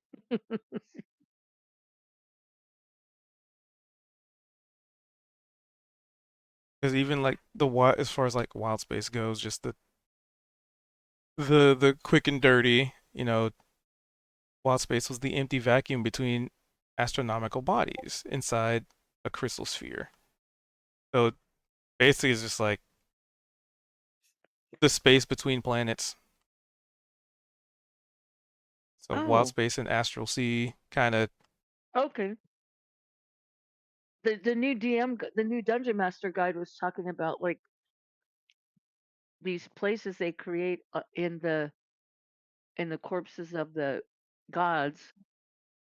They become the wild spaces, and that they are kind of like these, like if you're in the astral plane and you go into the wild space, and then you start walking, and you kind of like, you know how sometimes you're, at one time we were playing, and um we were in this place, and we were walking, and suddenly we walked into the um we walked like we were walking in a Yeah, that's what I forest, thought. but then suddenly there was kind of this cross space, and then we walked into um the Feywild, and it kind of like it kind of crossed over, and it was talking about the wild spaces as being a place like that where there's this kind of crossover into other planes from the wild spaces and stuff Well, there's also to the material well, plane. there's And also the ethereal plane, which is where a lot of like ghosts and stuff are, but it's still adjacent to the material plane, so you can become ethereal and then interact with creatures on the ethereal plane as if you were physically there. So there is also that distinction, but okay, that is not in this book. So, gotcha. What book are you using? in regards to, The stuff you're reading about this, you said it's something, the Spelljammers, or what is the book you're using? oh, Spelljammer. Okay, The Spelljammer is one of the campaigns, and I think when he just said that's not in this book, I think he mentioned the book that Starry's reading. I see. Oh, I get you. Okay. Okay, but I was curious because I just wanted to learn more, and I've just been reading the D&D stuff, but I would learn more in the Spelljammer book, so that's cool. Oh yeah, Okay. Spelljammer's like an official campaign. So Okay, cool. there's like a book, I think, with it, or Yep, there's definitely information on it for sure. it is a remake of a very old book. So they went back and updated it. Oh, cool. And how it was described, because I don't own the book, is basically without taking too much longer on this, um it was it it was described to me as any campaign setting can exist in the Spelljammer campaign setting. Because so think of it like, if you want to have a Feywild campaign that only exists in the Feywild, that could technically fit into Spelljammer. If you want to have the Eberron campaign setting, that could technically fit into Spelljammer. It's just a matter of you decide where you want to go, and you traverse through Okay. space and wild space and go, let's go to let's go to Eberron today, right? Not to say it's that simple, but it's oversimplifying, but just to say we're playing Spelljammer, we go, let's go to Eberron. You can technically do that. It's how I was informed of it.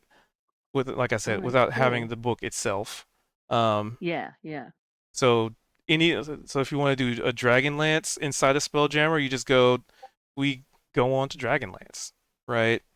So basically, I just kind of determined it as different realities can exist within the wild space and the astral sea, as far as that campaign is sort of hinted at. Very cool. Thank you. And they have like spaceships and stuff, right? Yes, very uniquely designed spaceships. Like, you can have well, they're called spelljammers. Go figure. Um, Right, they're magic spaceships. yeah, Yep. they're basically magic spaceships. Like, there's ones that are designed to look like dragonflies. There's one that looks like a giant manta ray. There's the Rock of Brawl in the Spelljammer, where it's just a giant asteroid that people have inhabited. It's not a planet, it's just a huge asteroid, and gravity works kind of weird because what is upside down is downside up. Yeah, it's a center of gravity and just all this. There's a whole lot to it. Saying there are the ships that when we talk about the astral ships, is it those ships or we're Yes, talking about different ships? we are reference when it comes to the astral sea vessels. We're referencing spelljammers. Okay, cool. saying I'm familiar with some of the Spelljammer lore. That's why I'm like, let's look at the deities of the astral plane. Saying that there's ships that look like dragonflies. Just I have suspicions that Veldrin's gonna be Polytreides in the you reach for this thing that you're destined for, and but it also will cost an immense amount of lives to achieve because I'm familiar with Spelljammer lore. Very cool.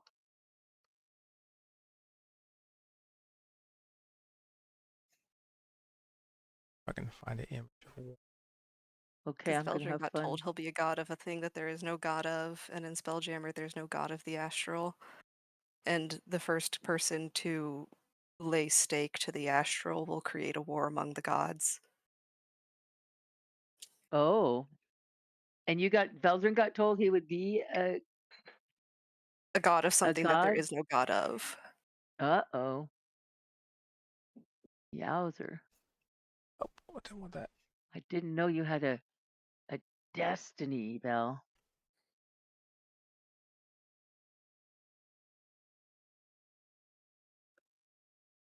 Well, I guess if when I'm done reading my book here, I've kind of looked at it. All right, ruminating upon that. I guess I want to ask the librarian a question or two if I can, or the archivist, whatever it is. All right. So I guess if it's appropriate time, I make my way down to the first floor, and yeah, I approach the librarian. I say, hey, I beg your pardon, sir, but I have a few questions for you, if you wouldn't mind me asking them. Oh, Right. Well, yes, I was curious about House Rendari, and you did direct me to a book, and that was truly excellent. But where might I find them? Do they have offices around here? around They here, are still active. yes, very much so. Around here, no, but that well, if you go outside and look around, you'll see the massive towers. Oh, that's right. I think may have known this already.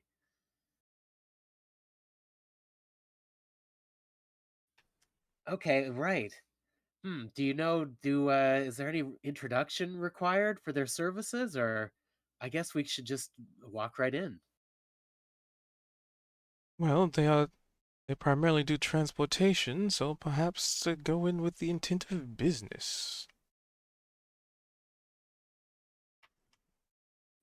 That sounds that sounds very reasonable. Yeah, we'll have to try that. I really appreciate your help. Of course.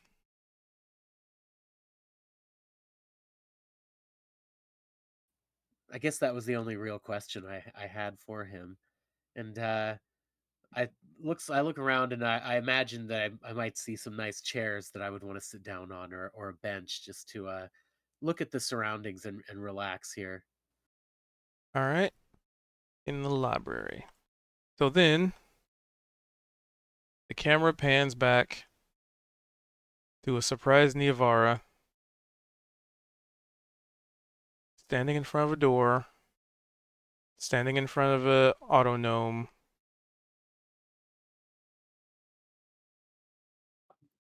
What do you do? Um. Well, You have a very, very short amount of time to react. Think quick. I'm here often. Close the door. Door is closed. She puts her back against it. You hear some kind of mechanical sound on the other side. Which way did the door open? Doesn't really matter. Well, I'm as far assuming as towards us. Right, if you're blocking gonna it, slam it. yeah. But anyway, Well, I mean, you So, closed the door, so problem. Big problem. goes Big both problem, Mina ways. likes Zedrin.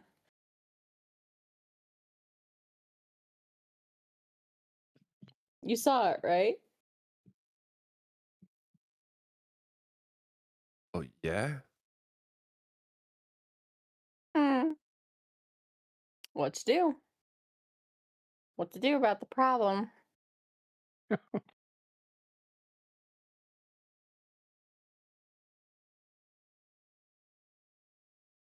Um, what if it's not a problem? How would it not be a problem? Because we're supposed to be here.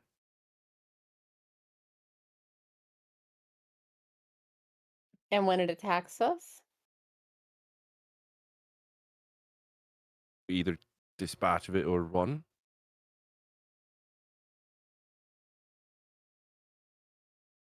Then me tell you so. Yes, yes. She pats herself down and then reopens the door. Casual. Hi, hi. What you doing here? The map is representing exactly what you see. Which, now that you're not caught off guard, in this room, there appears to be a lot of metal piping in the walls.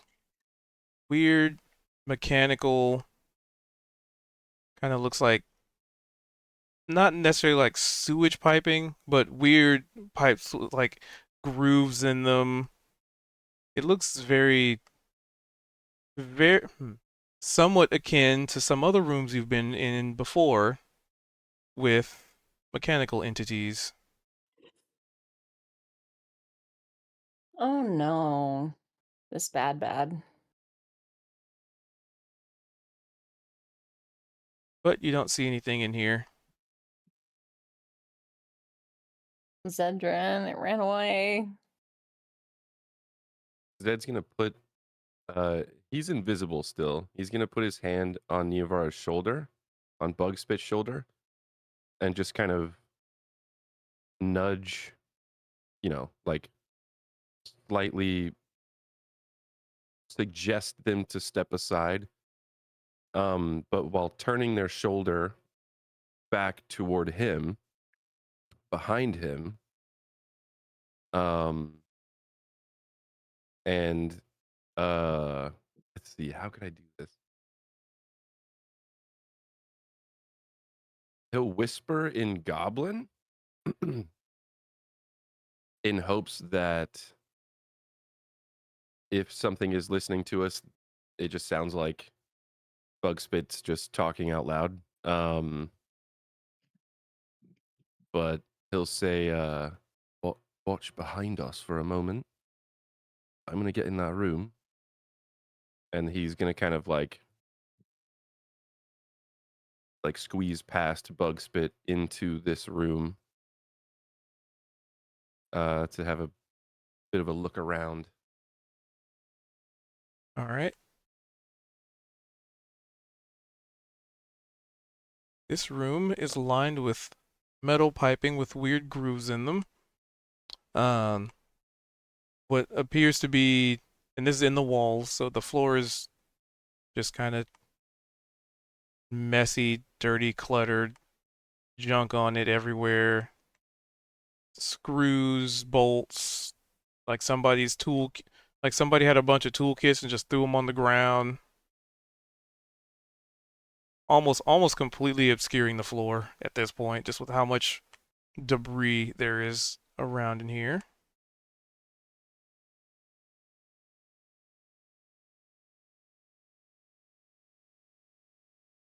Does it seem like he'd be able to? Is it so cluttered that he couldn't move around in the room without like making noise? Not without some effort. Okay. Hmm.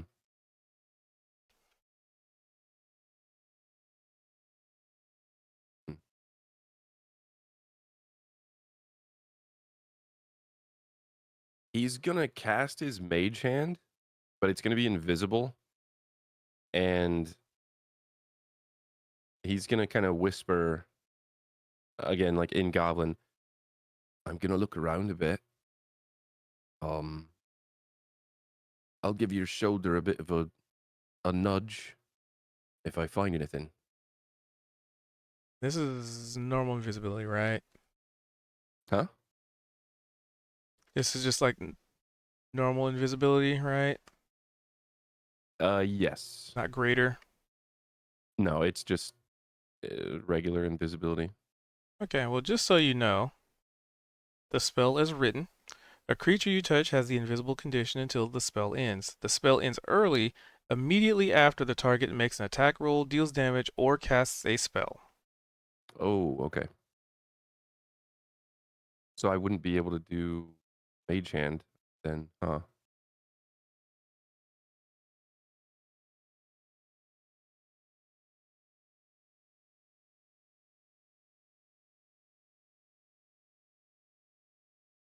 I didn't realize that, and I had already casted mage hand earlier while I was invisible. So Oh, then I was probably looking up stuff. Yeah, it would have ended your invisibility. okay. Was he? I thought you did mage hand and then whatever. I Either did. It way, was it's over. yeah. It would have, I guess, for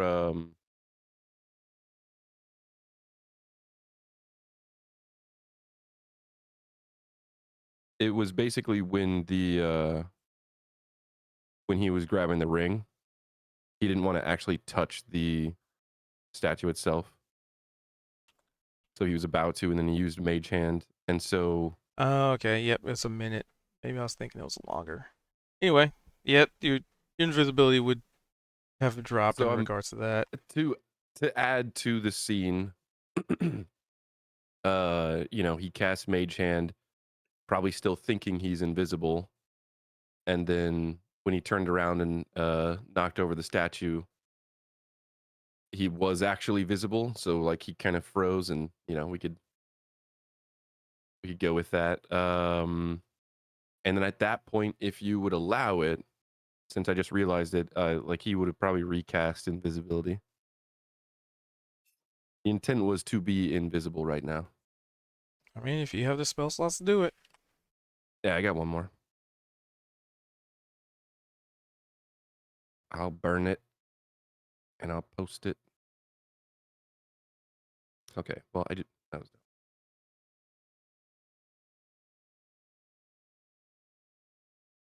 So, I guess for narrative's sake, when we would have gotten, he checked this door up here. At that point, he would have been visible, and then he walked back down here, and for the sake of still trying to be stealthy, would have gone invisible probably before Niavara opened this door. If that is cool. Yeah, that's fine. And then, with that being said, knowing that I can't use Mage Hand now, he'll just kind of whisper, like, I'm going to go poke around a bit. Mm-hmm. And yeah, he'll carefully walk through this room, trying to avoid stepping on anything or knocking anything over, making any noise. All right. Well, let's do an acrobatics to try and avoid stepping on things. How well can you navigate the flustered cluck of this room? Pretty well. And I need to know exactly where you step for no reason whatsoever. Okay. He's going to go here first. All right, center of the room. Okie dokie. There were 4 squares to choose from. That's funny. So as you step into this room, you notice something, but not before a quick little wisdom saving throw. As you Okay. step into the center of the room, there appears to be some kind of magical something that triggers as you see the glow from beneath the varying degrees of debris. You can't really see the symbols because, like I said, there's just stuff everywhere. And you managed to resist, but you definitely felt like you were maybe starting to hallucinate or something, but you shake it off. Kind of looked like the room was starting to get way bigger than it should have, and then started to shrink down almost claustrophobically, and then kind of just do this undulation of too big to too small. Um, some people might describe it as like vertigo, forced vertigo, but you managed to stave it off. And then You would the glow, just it was a quick flash, so it just kind of flashed, and you had that feeling, and it just died out. and noticing, because he's trying to be super stealthy and quiet, noticing that there was a reaction to the floor that he stepped on, he'd kind of quickly step off to the side and uh still watching his step, but just trying to not step on something that's glowing or flashing.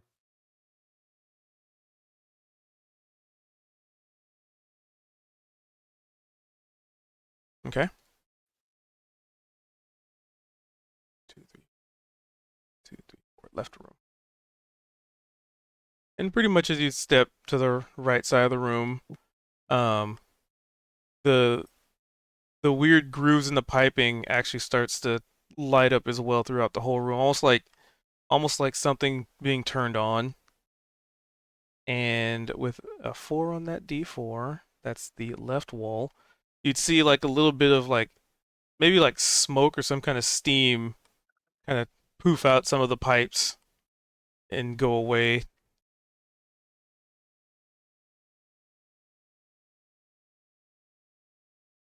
I think Zed would probably crouch down a little bit and maybe like hold his breath for a second. Um, It does make the room a little foggy, a little cloudy, kind of like if you're in um a tight quarters and like steam is coming out of a pipe and just sort of starting to obscure. mhm.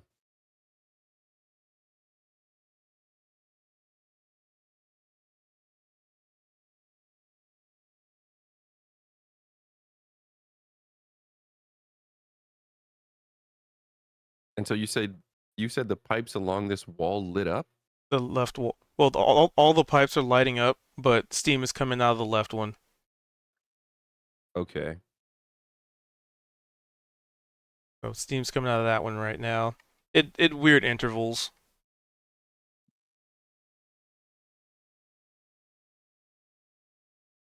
Um, And what's Niavari doing as all this is happening? You just watch Zed walk in and things are He activating. did ask her to keep it on the back, like to watch his back. So she's like, turning in, turning back, turning in, turning back. Did that kind of change, like move? Nope, it is still knocked over.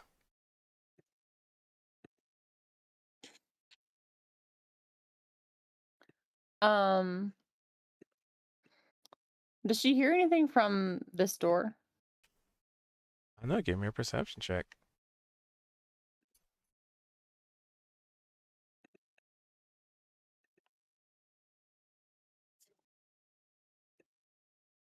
Yep, footsteps, and then they stop.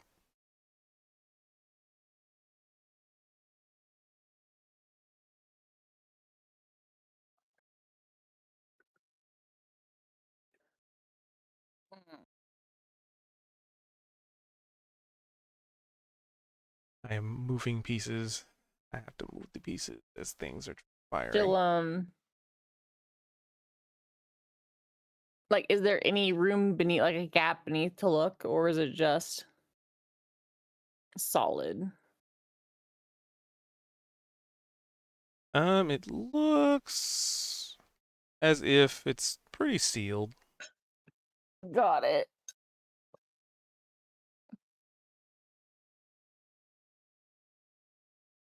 Hmm.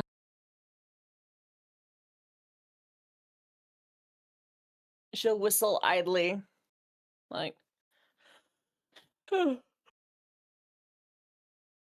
basically just trying to get Zed's attention so that he's looking at her before she'll thieves can to him a quick company over here.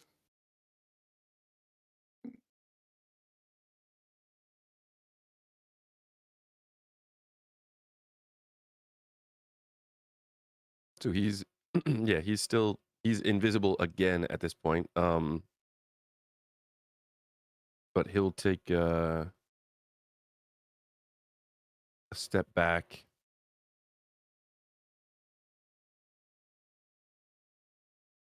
And then just kind of like a moment later, you just kind of like feel like a clutch hand on your shoulder. Just like a quick sort of, like I'm right behind you type of. All right. She'll open this door quietly.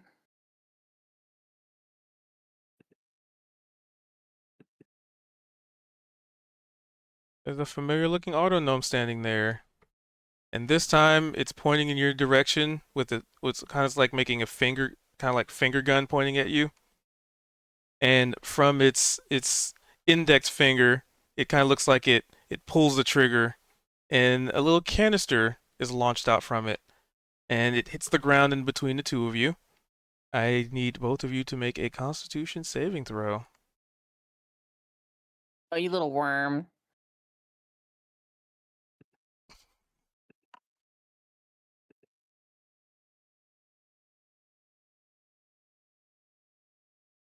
Oh, you said con save? Constitution saving throw. And Zed's invisible, right? Yeah. Can I use my inspiration? You sure could.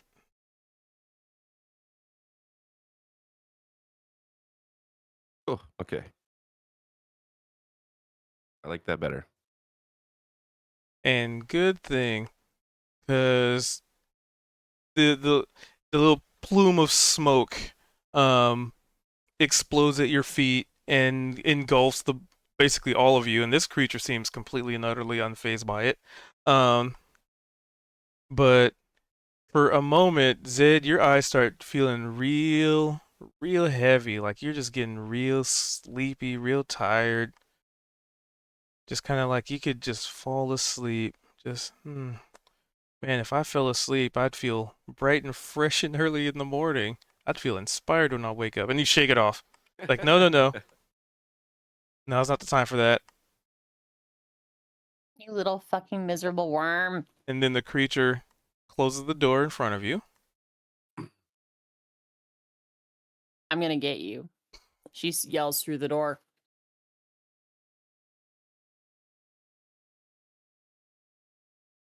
All right. So it's hostile? Question mark.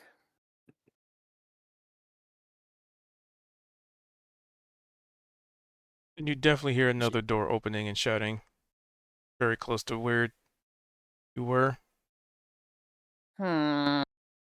This door's still open behind us, right? The one that Zed just came from, yes. So close. If she You're gonna tries to open this door, what happens? Alright, so you open it, Yeah. it opens. And let me I'm actually finish guessing drawing our out this friend's not room. there. Correct. Miserable fucking worm. If it's nearby, this door, right, is a door. Or was it Yes. a fake door? That's a door. From this side, it's definitely a door. She opens it. Alright, so you open it. Would you see the corner? You see a little guy over there. Looks like he's making his way. The fuck are you doing?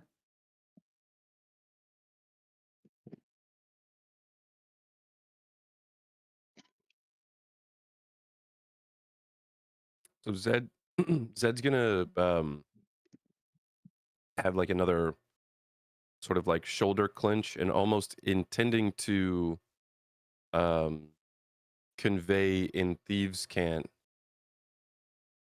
like he's it's gonna be kind of like a double clutch and then not a shove but a slight just kind of like push away, trying to convey that he's not going to be behind her anymore and he's going to go back like around. He's not going to say anything, but he's just going to do that on Bugspit's shoulder, and then he's going to move up this way quietly, try and head off this thing. So you could see.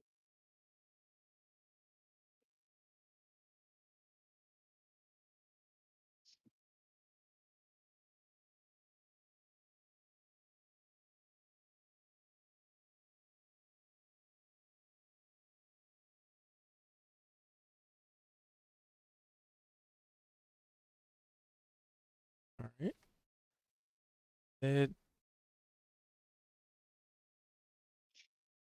So Neovar, you see the thing over there. All right. It just kind of Neovar begins giving chase. Alright. So you guys saw it go to like the left-ish as you're making You your way up fucking- there. How far is that? 30. That would be 30 feet. Yes, 30. So as you make your way here, you hear heavy footsteps on the other side of the wall and what sounds like some kind of a creaky sound in that little cubby area right here.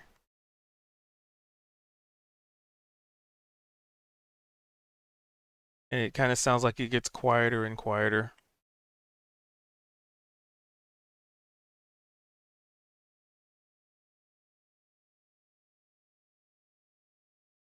Almost sounding like a pulley. Right? That's it. You, Zed. Yeah, Zed's still he's still moving.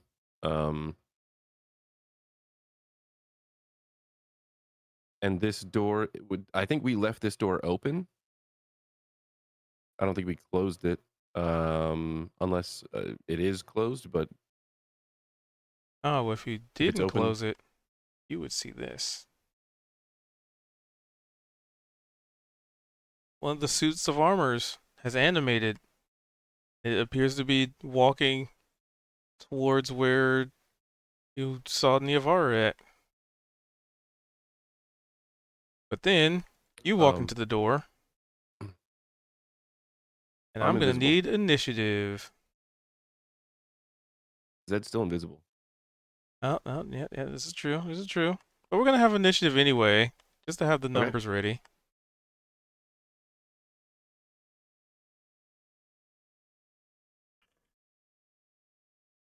Yay.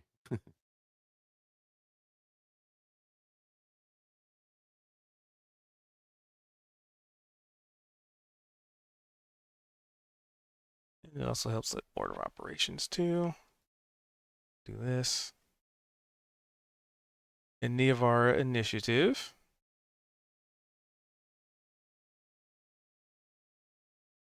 Trying to just pull it up. It's not playing nice.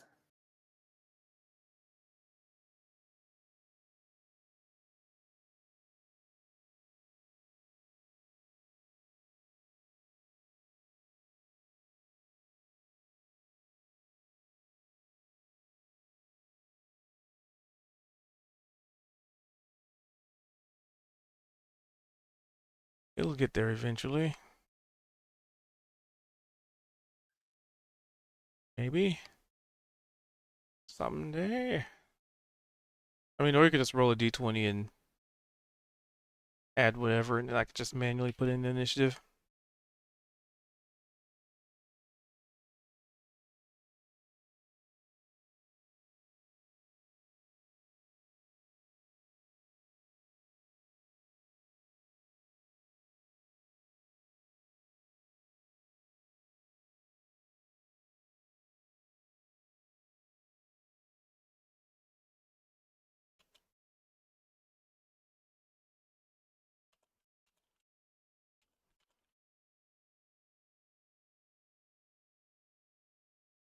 Still not working.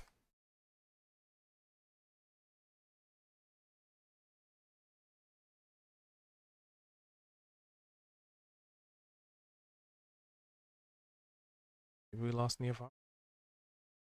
Nope, it's just a matter of it's late.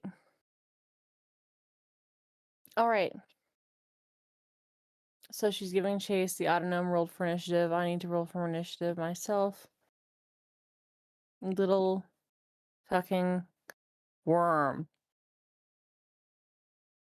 I'm going to kick your ass. All right. So you get to go first. Because I'm kind of basing on our initiatives.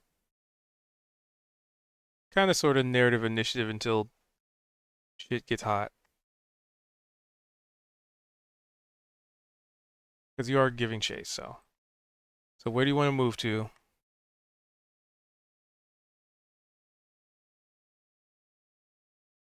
Could Zed if we're in initiative, then I don't think I'd be able to yell anything out, would I? Yelling is free. Okay. Um So, and I don't think that would take me out of invisibility, but it would still be audible. Um, so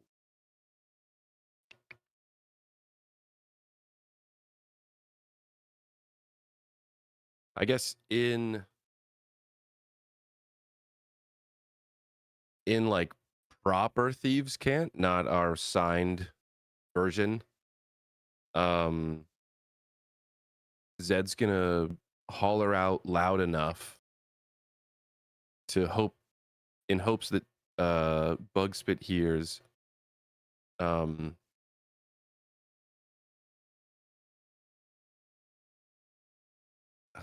Let's see. I'm trying to think of.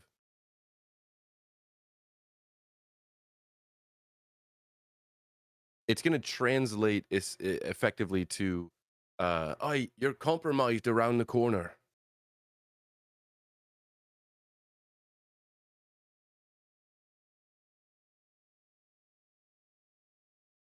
Question is, how does Neovar interpret that?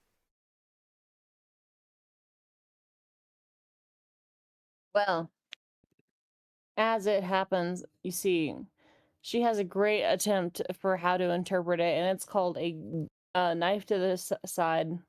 It might not have a heart, but it certainly has a soul, and she is going to kick its ass.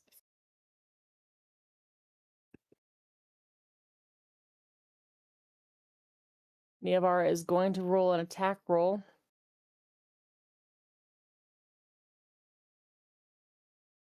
So you have to move here to get line of sight on it because it's behind the wall.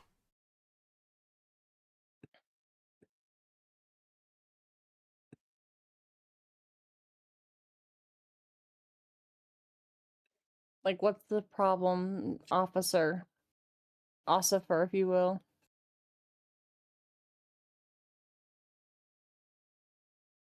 All right, let's see what you got. See if you can hit it. All right, it's got to be concentration free one. So she's going to do guiding bolt for Zedrin. Although I wanted it to be a higher level. I want it to be 3rd level, so I'm actually going to take that spell slot back and do a higher one. So you're doing a ranged attack? Yeah, let's do makes more sense to do the inflict wounds, doesn't it? I'm right there.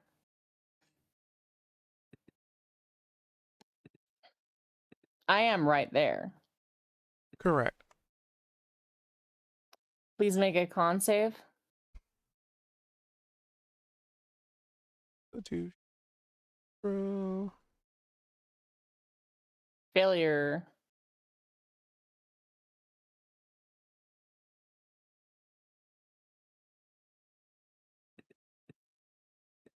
Not bad. Still nerfed, but not bad. That's pretty good. All right. So with the touch of the hand. Yep, it's not two. Okay. Yeah, so with a touch of the hand, you see like the armor start to rust and look like it's about to fall apart. She'll whistle for Zedrin, like, "Hey, come on!" But she doesn't move, and so that's her last action.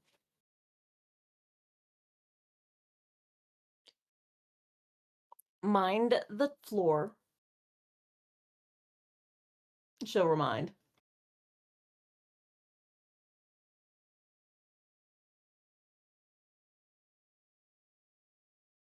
Because they didn't close that door behind them. Yep. That was you. Yep. Other entity. You hear the sound of something get closer. Kind of sounds like a pulley. And it sounds like whatever it is, has been pulled up. And you hear the sound of something, like kind of like tension on the rope. Uh-huh. And that is all that goes on. You have no idea what's going on. Zed. And mind you, that sound is coming from that behind that wall. Yeah. Uh-huh. In the room there. She didn't check.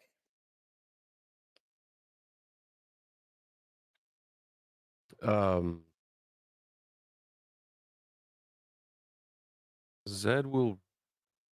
Ugh. Remembering that this hallway was still trapped.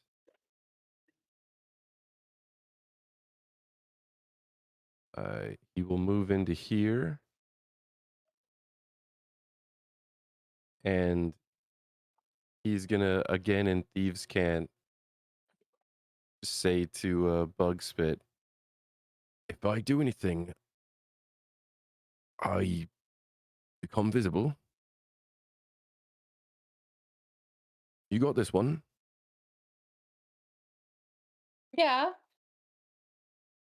All right. I'm Someone gonna behind chase a us, by little. the way. Or I'm gonna behind me, chase and she that. like, goes over her shoulder. Yeah, so he's gonna move to here and then bonus action dash. To here. I gotta I reference think I should something. Please still. hold. Good. Check something to make sure this is not the cheatery.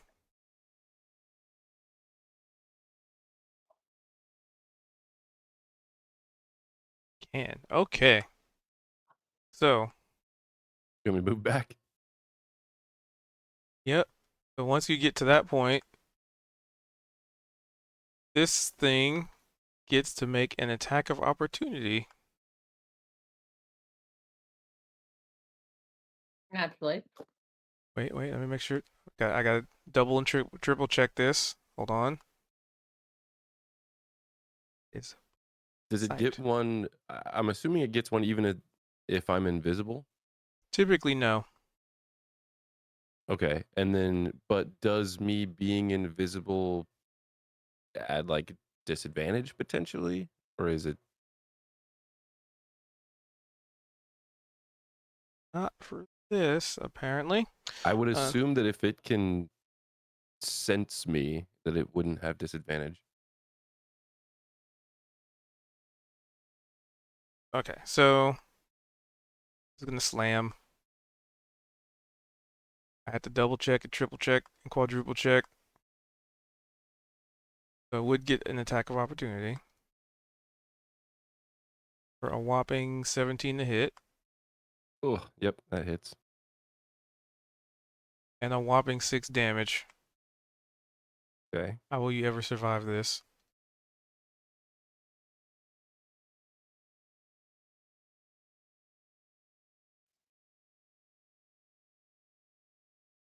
So also, as it smacks you, it's not the damage you gotta really worry about. Give me a Constitution saving throw, please. All right. Change my health. Uh-oh. There we go. It's having me roll concentration. Because you have Oh, because invisibility. I thought it immediately canceled it. Okay. Well, Well, that's that's an 8. not good.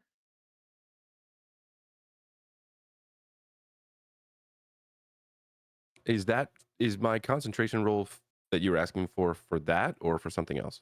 Something else. Okay. Do you want me to roll 2? Yes, because you'll need to have 2. Okay. Because the attack landed. That was technically for my invisibility because that I clicked the prompt. If I don't know how you want to do it, they both probably Oh, fail. there you go. Okay. Hold on, I haven't had to use this in a while, so I gotta Oh yeah, status something effect. that we haven't used in a while. Not that one. Where is it? I get it. Hold on. Icons are icony. There it is. Boop. So as this thing gives you the smackaroo, and it's like you're really confident you can get past it, and it's almost like you didn't realize it until it was too late that it seemed to like track your movement even while you were invisible. And then it as you went to move away, it's like it was it just kind of swung its hand at you, and also upon noticing as it impacts and does some damage, there are some spiky bits on this armor, right? Like on the gauntlets, there's like some little spikes and what have you. And as it smacks you, it just does like a little backhand. 6 points of damage. That's nothing. Like that's whatever. You've taken like 30 plus damage before. You realize that these spikes have a very gnarly coating of something on them. Oh, uh-oh. And you have the poisoned condition.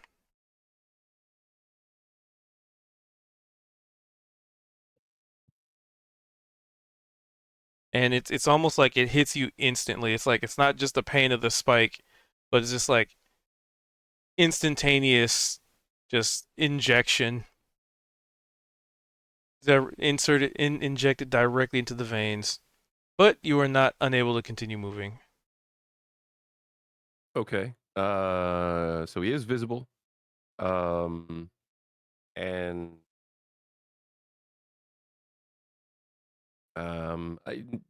Neovar's passive perception is so high that you probably notice Zed kind of, he would get hit and you'd see kind of like the normal reaction of getting hit.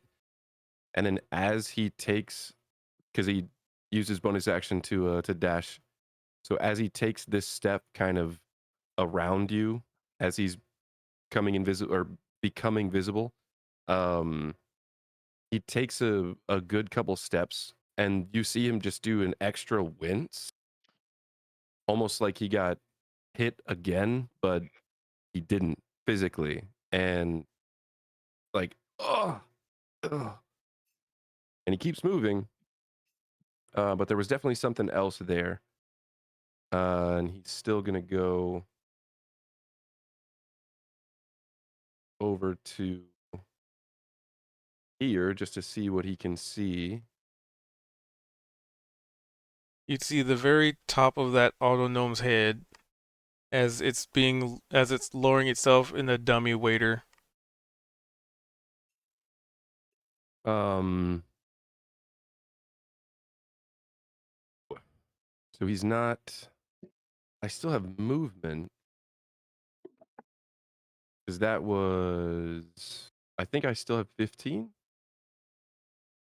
from here, or maybe 10 because I went around.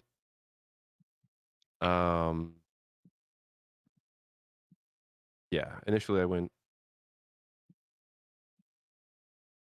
I think that was my 30, and then either 15 or 20 to there. That was 45 at that point. Oh,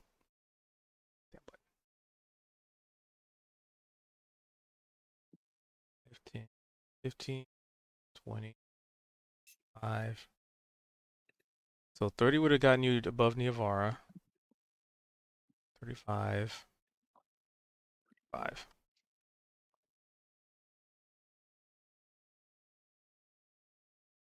So still has 15, I guess. Yeah. And what's your? Oh yeah, because you dashed, right? I dashed. Yeah. So that would have put me to 60.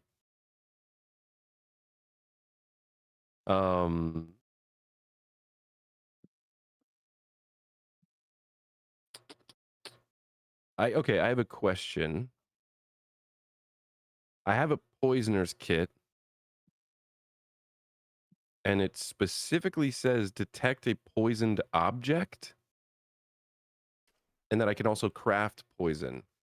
Would you let me use this to figure out potentially what I'm poisoned with? It would take a while Okay. because it'd be you pulling out a poisoner's kit, trying to like draw blood or draw a sample and then Yeah. test it.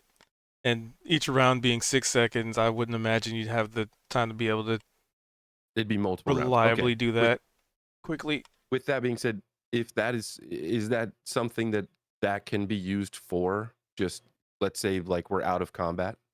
I'm asking just because I feel like that'd be cool.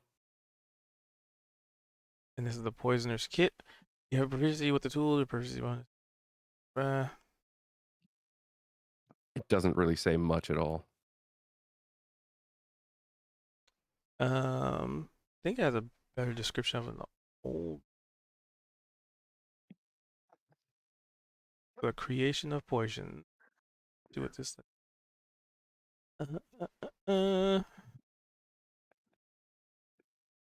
Could have swore there was one that there was a kit that was specifically to like detect. Because you're saying it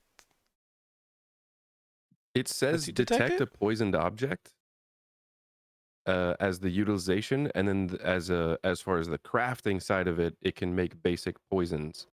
Um, Oh yeah, no, utilize. Okay, that's what I was trying to find in the description. I was like, where is that? It's under the yeah, it didn't. utilize. Right. Yeah. So you would be able to just probably not in Okay. combat Yeah, I based on how it's figured written. Zed'll do that later. In this immediate moment, so I am poisoned. He doesn't know what he's poisoned by, but I'm sure he can feel something off and weird.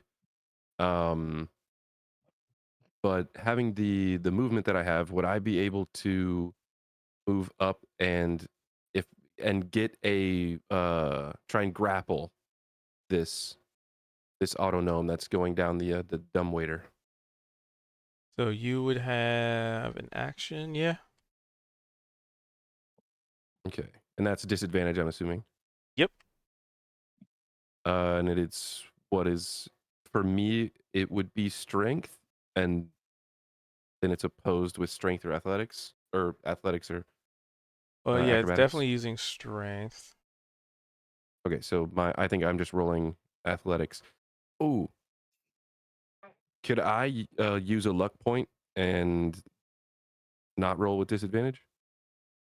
Yeah, you can. Okay. I'm feeling lucky. Just negates the disadvantage.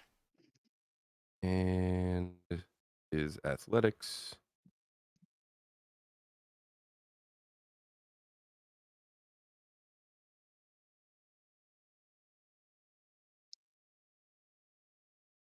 We're gonna do. Let's give you.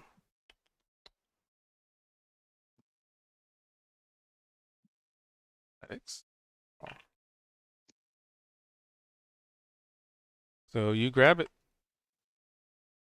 All right, so he grabs it and he's kind of like wrestling with it a little bit, and No, it just shuts down. um oh, It just okay. stops Well, moving. he's holding on to it. With that being said, can I move Do you have movement back? left? Yeah, I had 15 left from. I used 5. I should have 10 movement. So So you'd if be able to it's move one because you're 1, still that's what I thought. carrying Yeah, a creature, I kind just of wanted to dragging get it. him out of the dumbwaiter. Just like one step back here, and then maybe I would Bug Spit can. I would say you could because he failed. Normally, I'd say you'd just be able to pull him up to keep him from going down anymore or hold him in place. But it Yeah, rolled a natural one, so you could pull it out. nice. So yeah, I'll just take kind of like one step back just to make sure it doesn't. It's innate now, so just even to make sure it doesn't fall down this chute if Zed happens to let go of it. Um, and then Bugspit's fighting this other uh, armor suit, but there's probably, might hear Zed's back hit the wall. Like, I got the little bugger over here. Don't worry.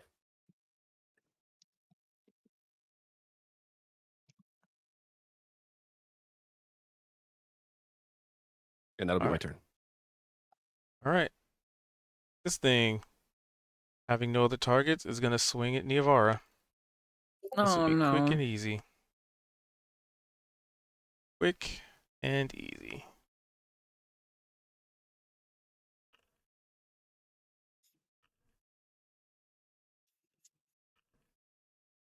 For a Well, the middle whopping, one hits. yeah, for a whopping 4 damage and a Constitution saving throw. We love signs of poison damage. Oh, you do? Well, since you love the poison so much, have some. Here you go. Oh. As requested.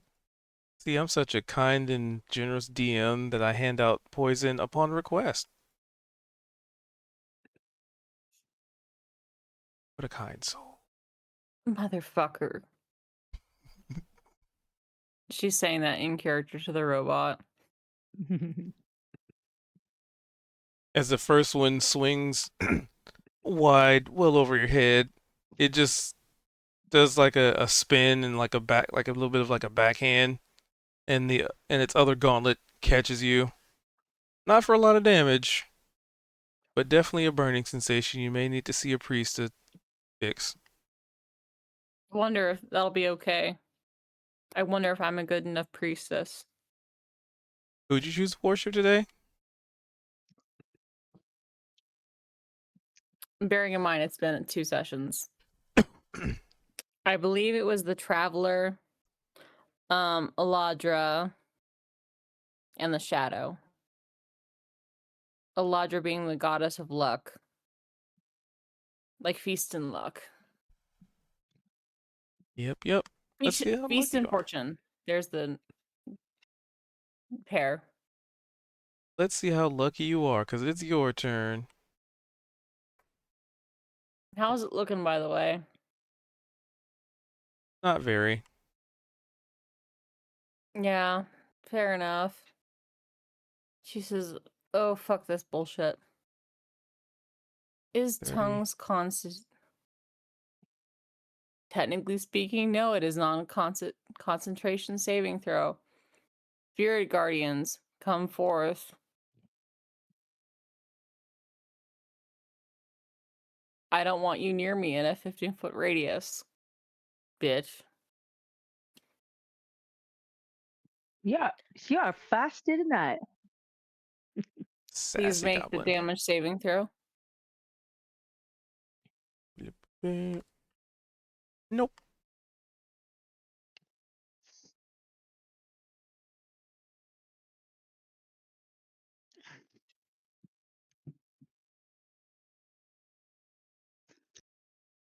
That's pitiful. As pitiful as it is one more hit point than it had available.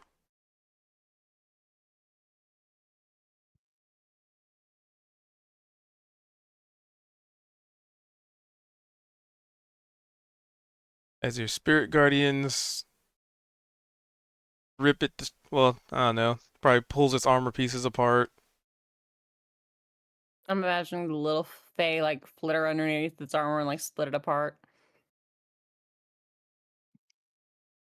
And so she turns with like, deadly seriousness. Turns that corner, walks over, and make that damage saving throw.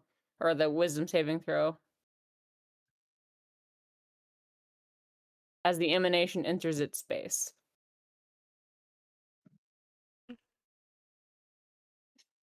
He's good. I think that one saved.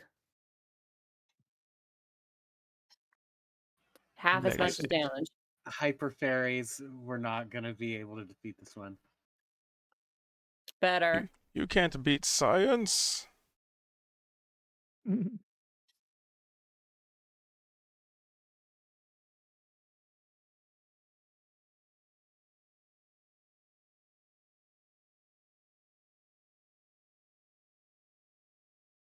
All right.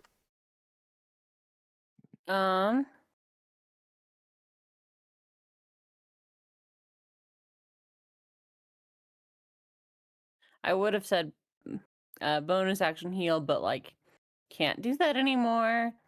Aren't they so nice to us? That they nerfed like, one of the core things about healing word.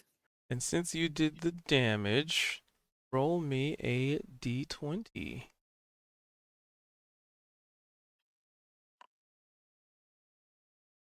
All far. Auspicious.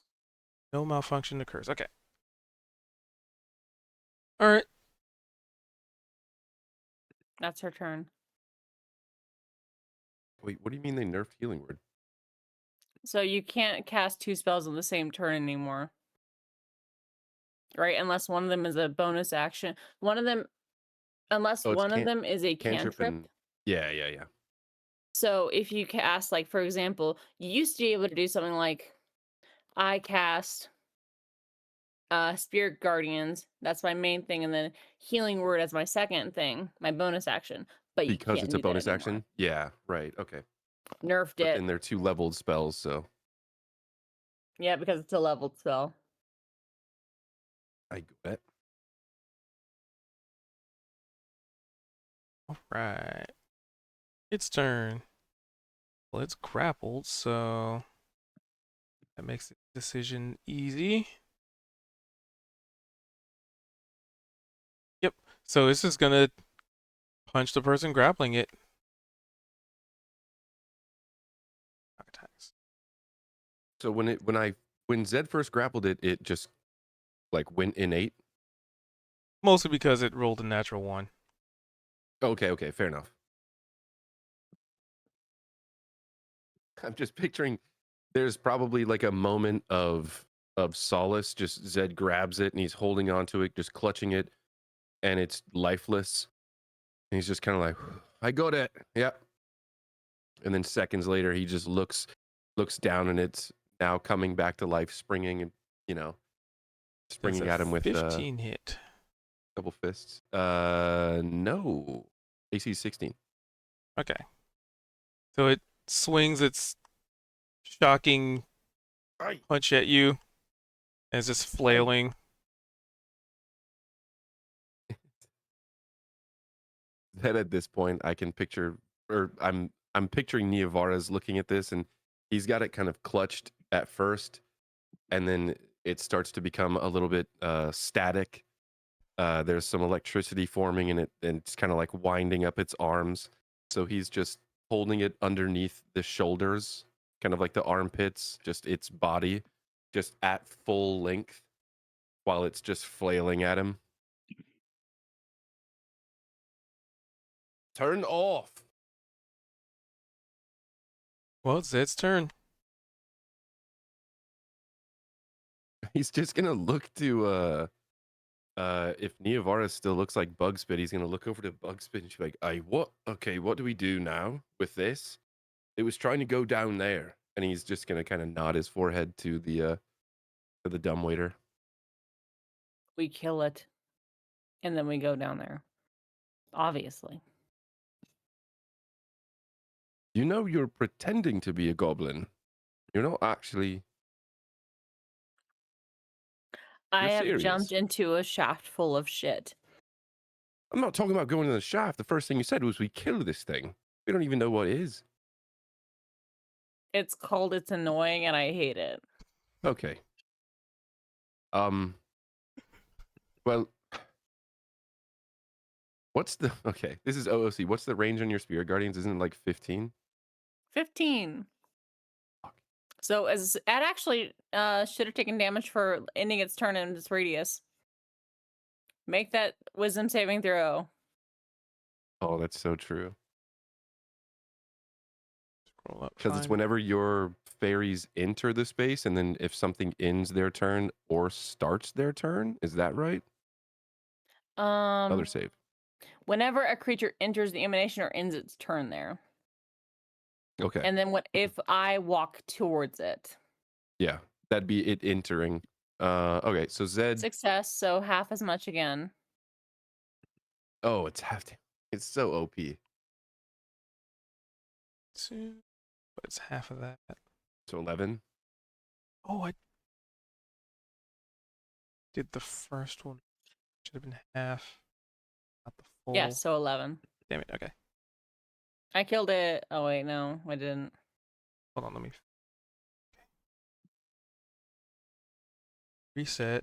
Is it still there? Like, still up?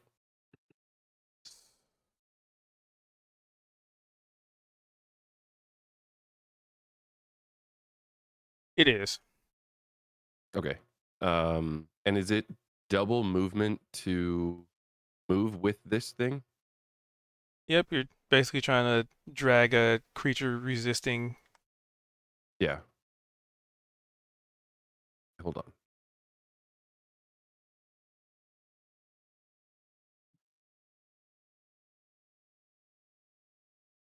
So, I will, while still having this thing grappled, use my bonus action to dash. I will squeeze past Niavara. All right, if you insist. We go here. Oh, you did damage. Roll me a d20 again. You'll do Diavara. what? Yeah, me. 13. Middling.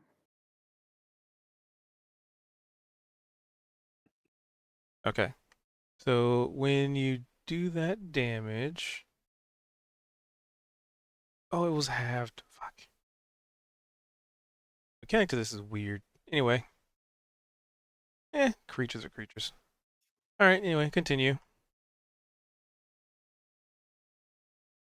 All right, so Zed holding this this auto gnome kind of shuffles Teen past form. Niavara and is like, aye, okay, you insist. And he's gonna get Oh, I shouldn't have rolled the first time either because just I out thought it of the was. range of the fairies. I'm getting tired apparently. He used his bonus action to dash, and then he's gonna walk back in.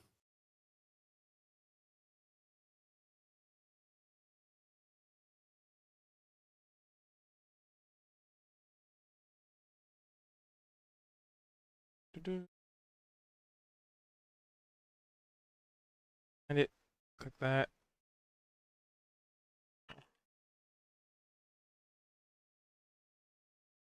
Fucking hell, I think this thing is immune. Might be. Oh, give me some damage. So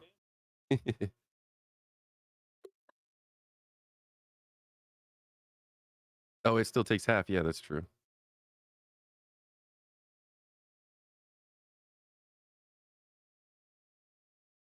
Oh, wait, re-entered the space? Yeah, Zed walked it out of the space and then walked it back in. Lamau?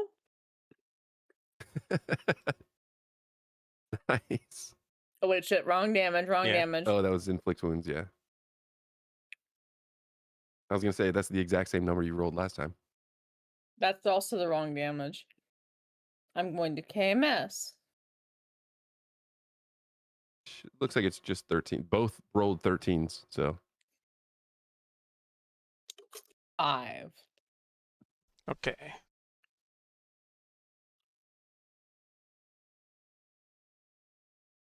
Alrighty. It's still a struggling. Is it looking any worse for the wearer? It is. all right, fuck. Do you really want me to kill this thing? Like, hate an ending. Okay. I just want it down. We can't even tell anyone, like, what happened to us right now. Until this thing goes down.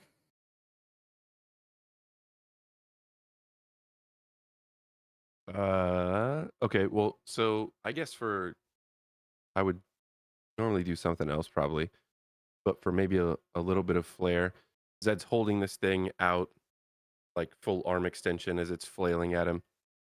And he just conjures a firebolt in one of his palms as he's holding it. And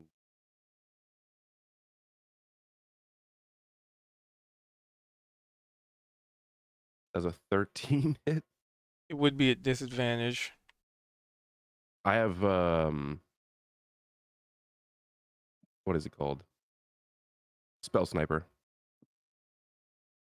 So I can do spells in melee range. Beat.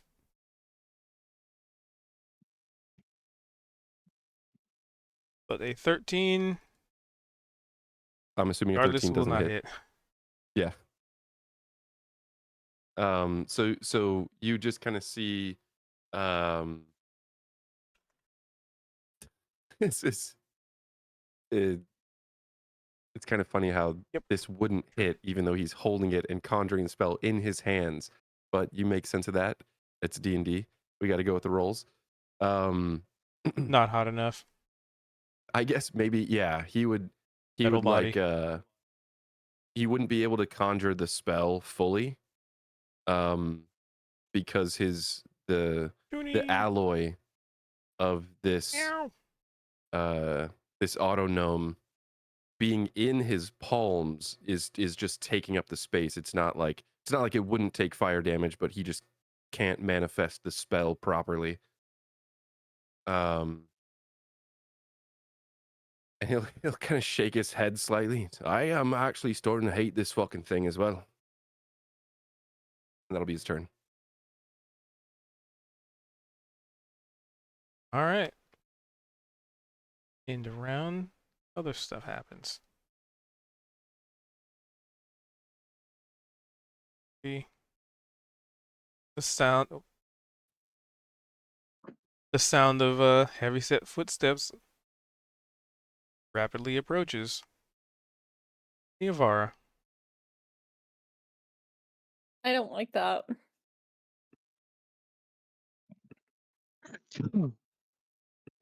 Can I just say I don't like it at all? I mean, you could say it. Actually, before we get to your round, let's pan the camera over to the library folks who've been waiting patiently.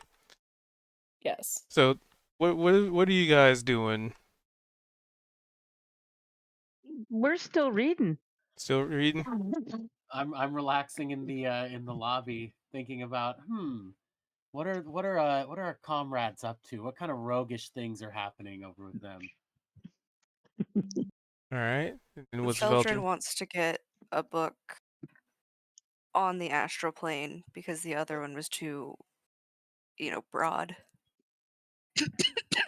Well, Sari was looking for that. Perhaps you can share some knowledge. Yeah, he could. All right. That's why I asked the question about where we were in proximity to each other. I'm sure close enough. It's not that big a place, right? Yeah, I was just wondering if he would know where she is. Oh yeah. I mean, you could always yell very loud in the library. Uh-huh. Great library activities. Favorite pastime for many and ne'er-do-wells. All right. So, Niavar, what you doing? Kill, kill, kill, kill, kill till the job is done. Actually, that attack still would have been a disadvantage because you're poisoned, but it missed anyway. Hmm? For Zed, I when he have an tried to do the attack. firebolt. No, him. What was it? Oh, because I'm poisoned. Yep. Good call.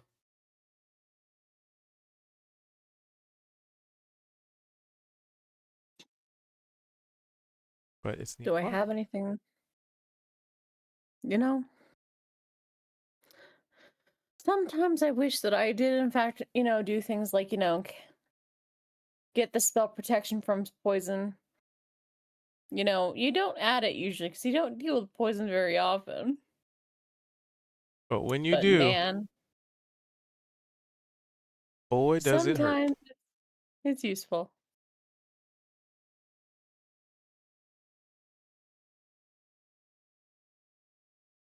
All right.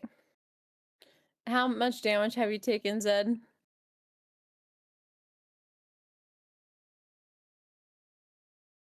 Zed, how hurt are you? He's pooping. I see. I'm fine. Almost none. Then I can continue to do the job. Do your worst or your best. My Do what you best. do. Yeah. Given that, shit like this is not impacted by the disadvantage. She's going to once again cast Inflict Wounds. She is going to cast it at 4th level because she's really mad. Con save.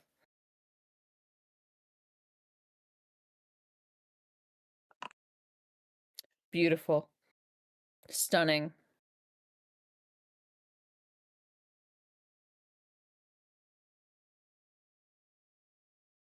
And roll me a d20, please. Middling. 13. It wouldn't matter because it dies from this. Okay. So the creature simply stops moving. There's sparks that jet out of it, and then it just falls limp. And with a 13, like its arms fall off in the process for whatever reason. She kicks it. That's dramatic.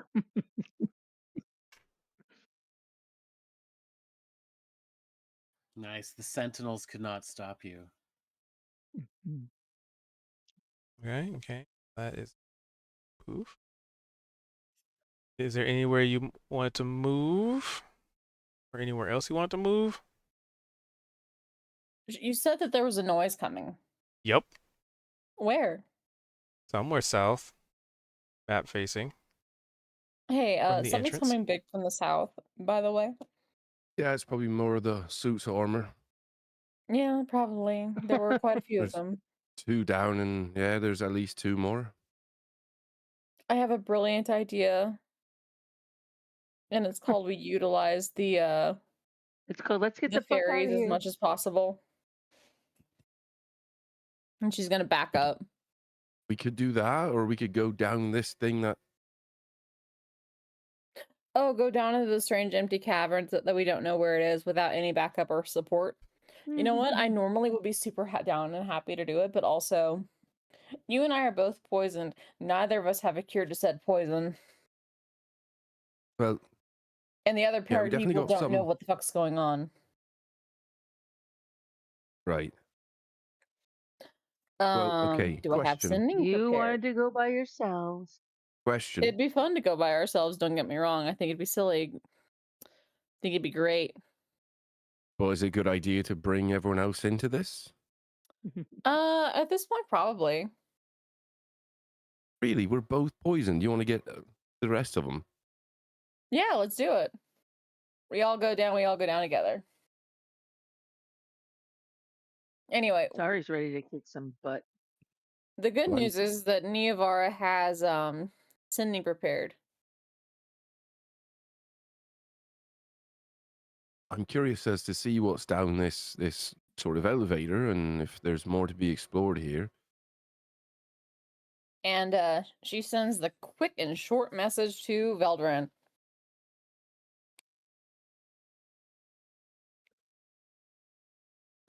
And what that message will be, we'll find out next time. All right.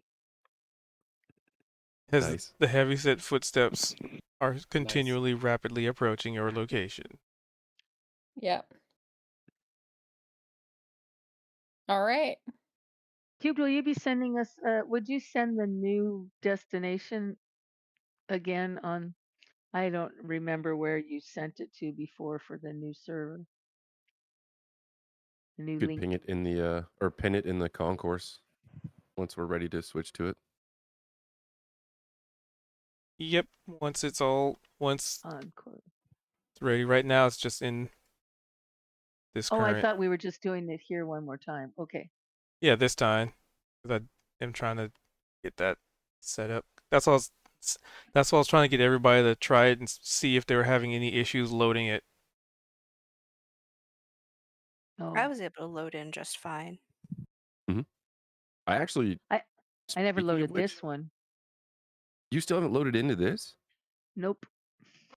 Nope. Well, I've that's not just lag. That's tried like it's 3 been times. 3 hours. That's a hard. Yeah. Yeah, that's That sounds something like else. something hard. Not Yeah. hardware, software. So try. Mm. I'm curious though. Sorry, Mm-hmm. I don't know if Cube could repost the link, but when I did join the server, I didn't even have to log in. Oh, wow. I clicked on the link and it just loaded up the server, and it was I had access to my character. I never logged in once, and I loaded it up Oh, like how 3 or 4 times. strange. Yeah, so it's definitely different. It's using something different. The UI is different, and I'm wondering if it's maybe going to be a little bit better for a little bit better on our PCs, you know, as far as loading and Yeah. stuff, because it seemed like it Oh, loaded in yeah. pretty quick. It takes forever for mine to load in, but Oh well, after I loaded in the very first time I loaded in, it took a while, and then I closed the tab and loaded it back up, and it was almost instantaneous. Like I might have been because I was still logged in technically on the server, but yeah, it should work well. Seemed fine. I did a couple dice rolls, and like Foundry was still, you know, playing nice with certain spells and stuff like that. So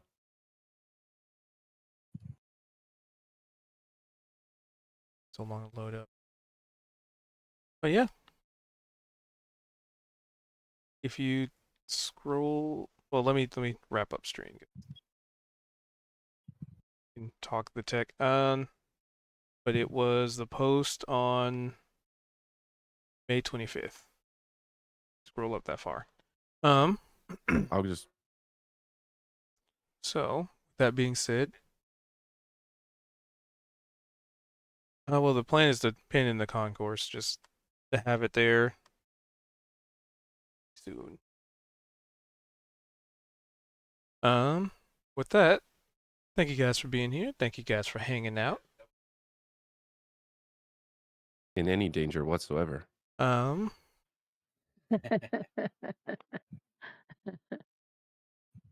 Just some little guys, and then it's like, oh, we're poisoned. We're yeah.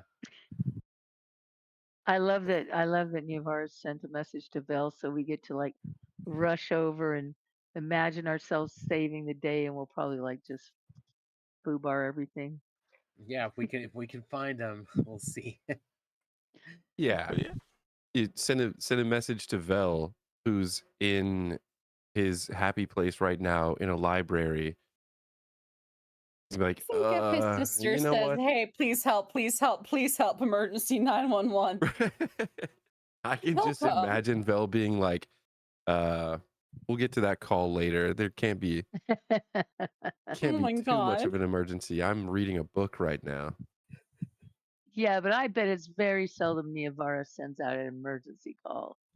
No, well, sending I think is like it just you get a direct message. I don't think you can put it on hold. Yeah, right. Yeah, it's automatically transferred into your brain like, "Hey, ooh. bud." Now. Wake the fuck up, samurai. We've got a city to burn. All right. With that, I'm gonna wrap it up there. Thank you guys for being here. Thanks for hanging out. Appreciate you popping in.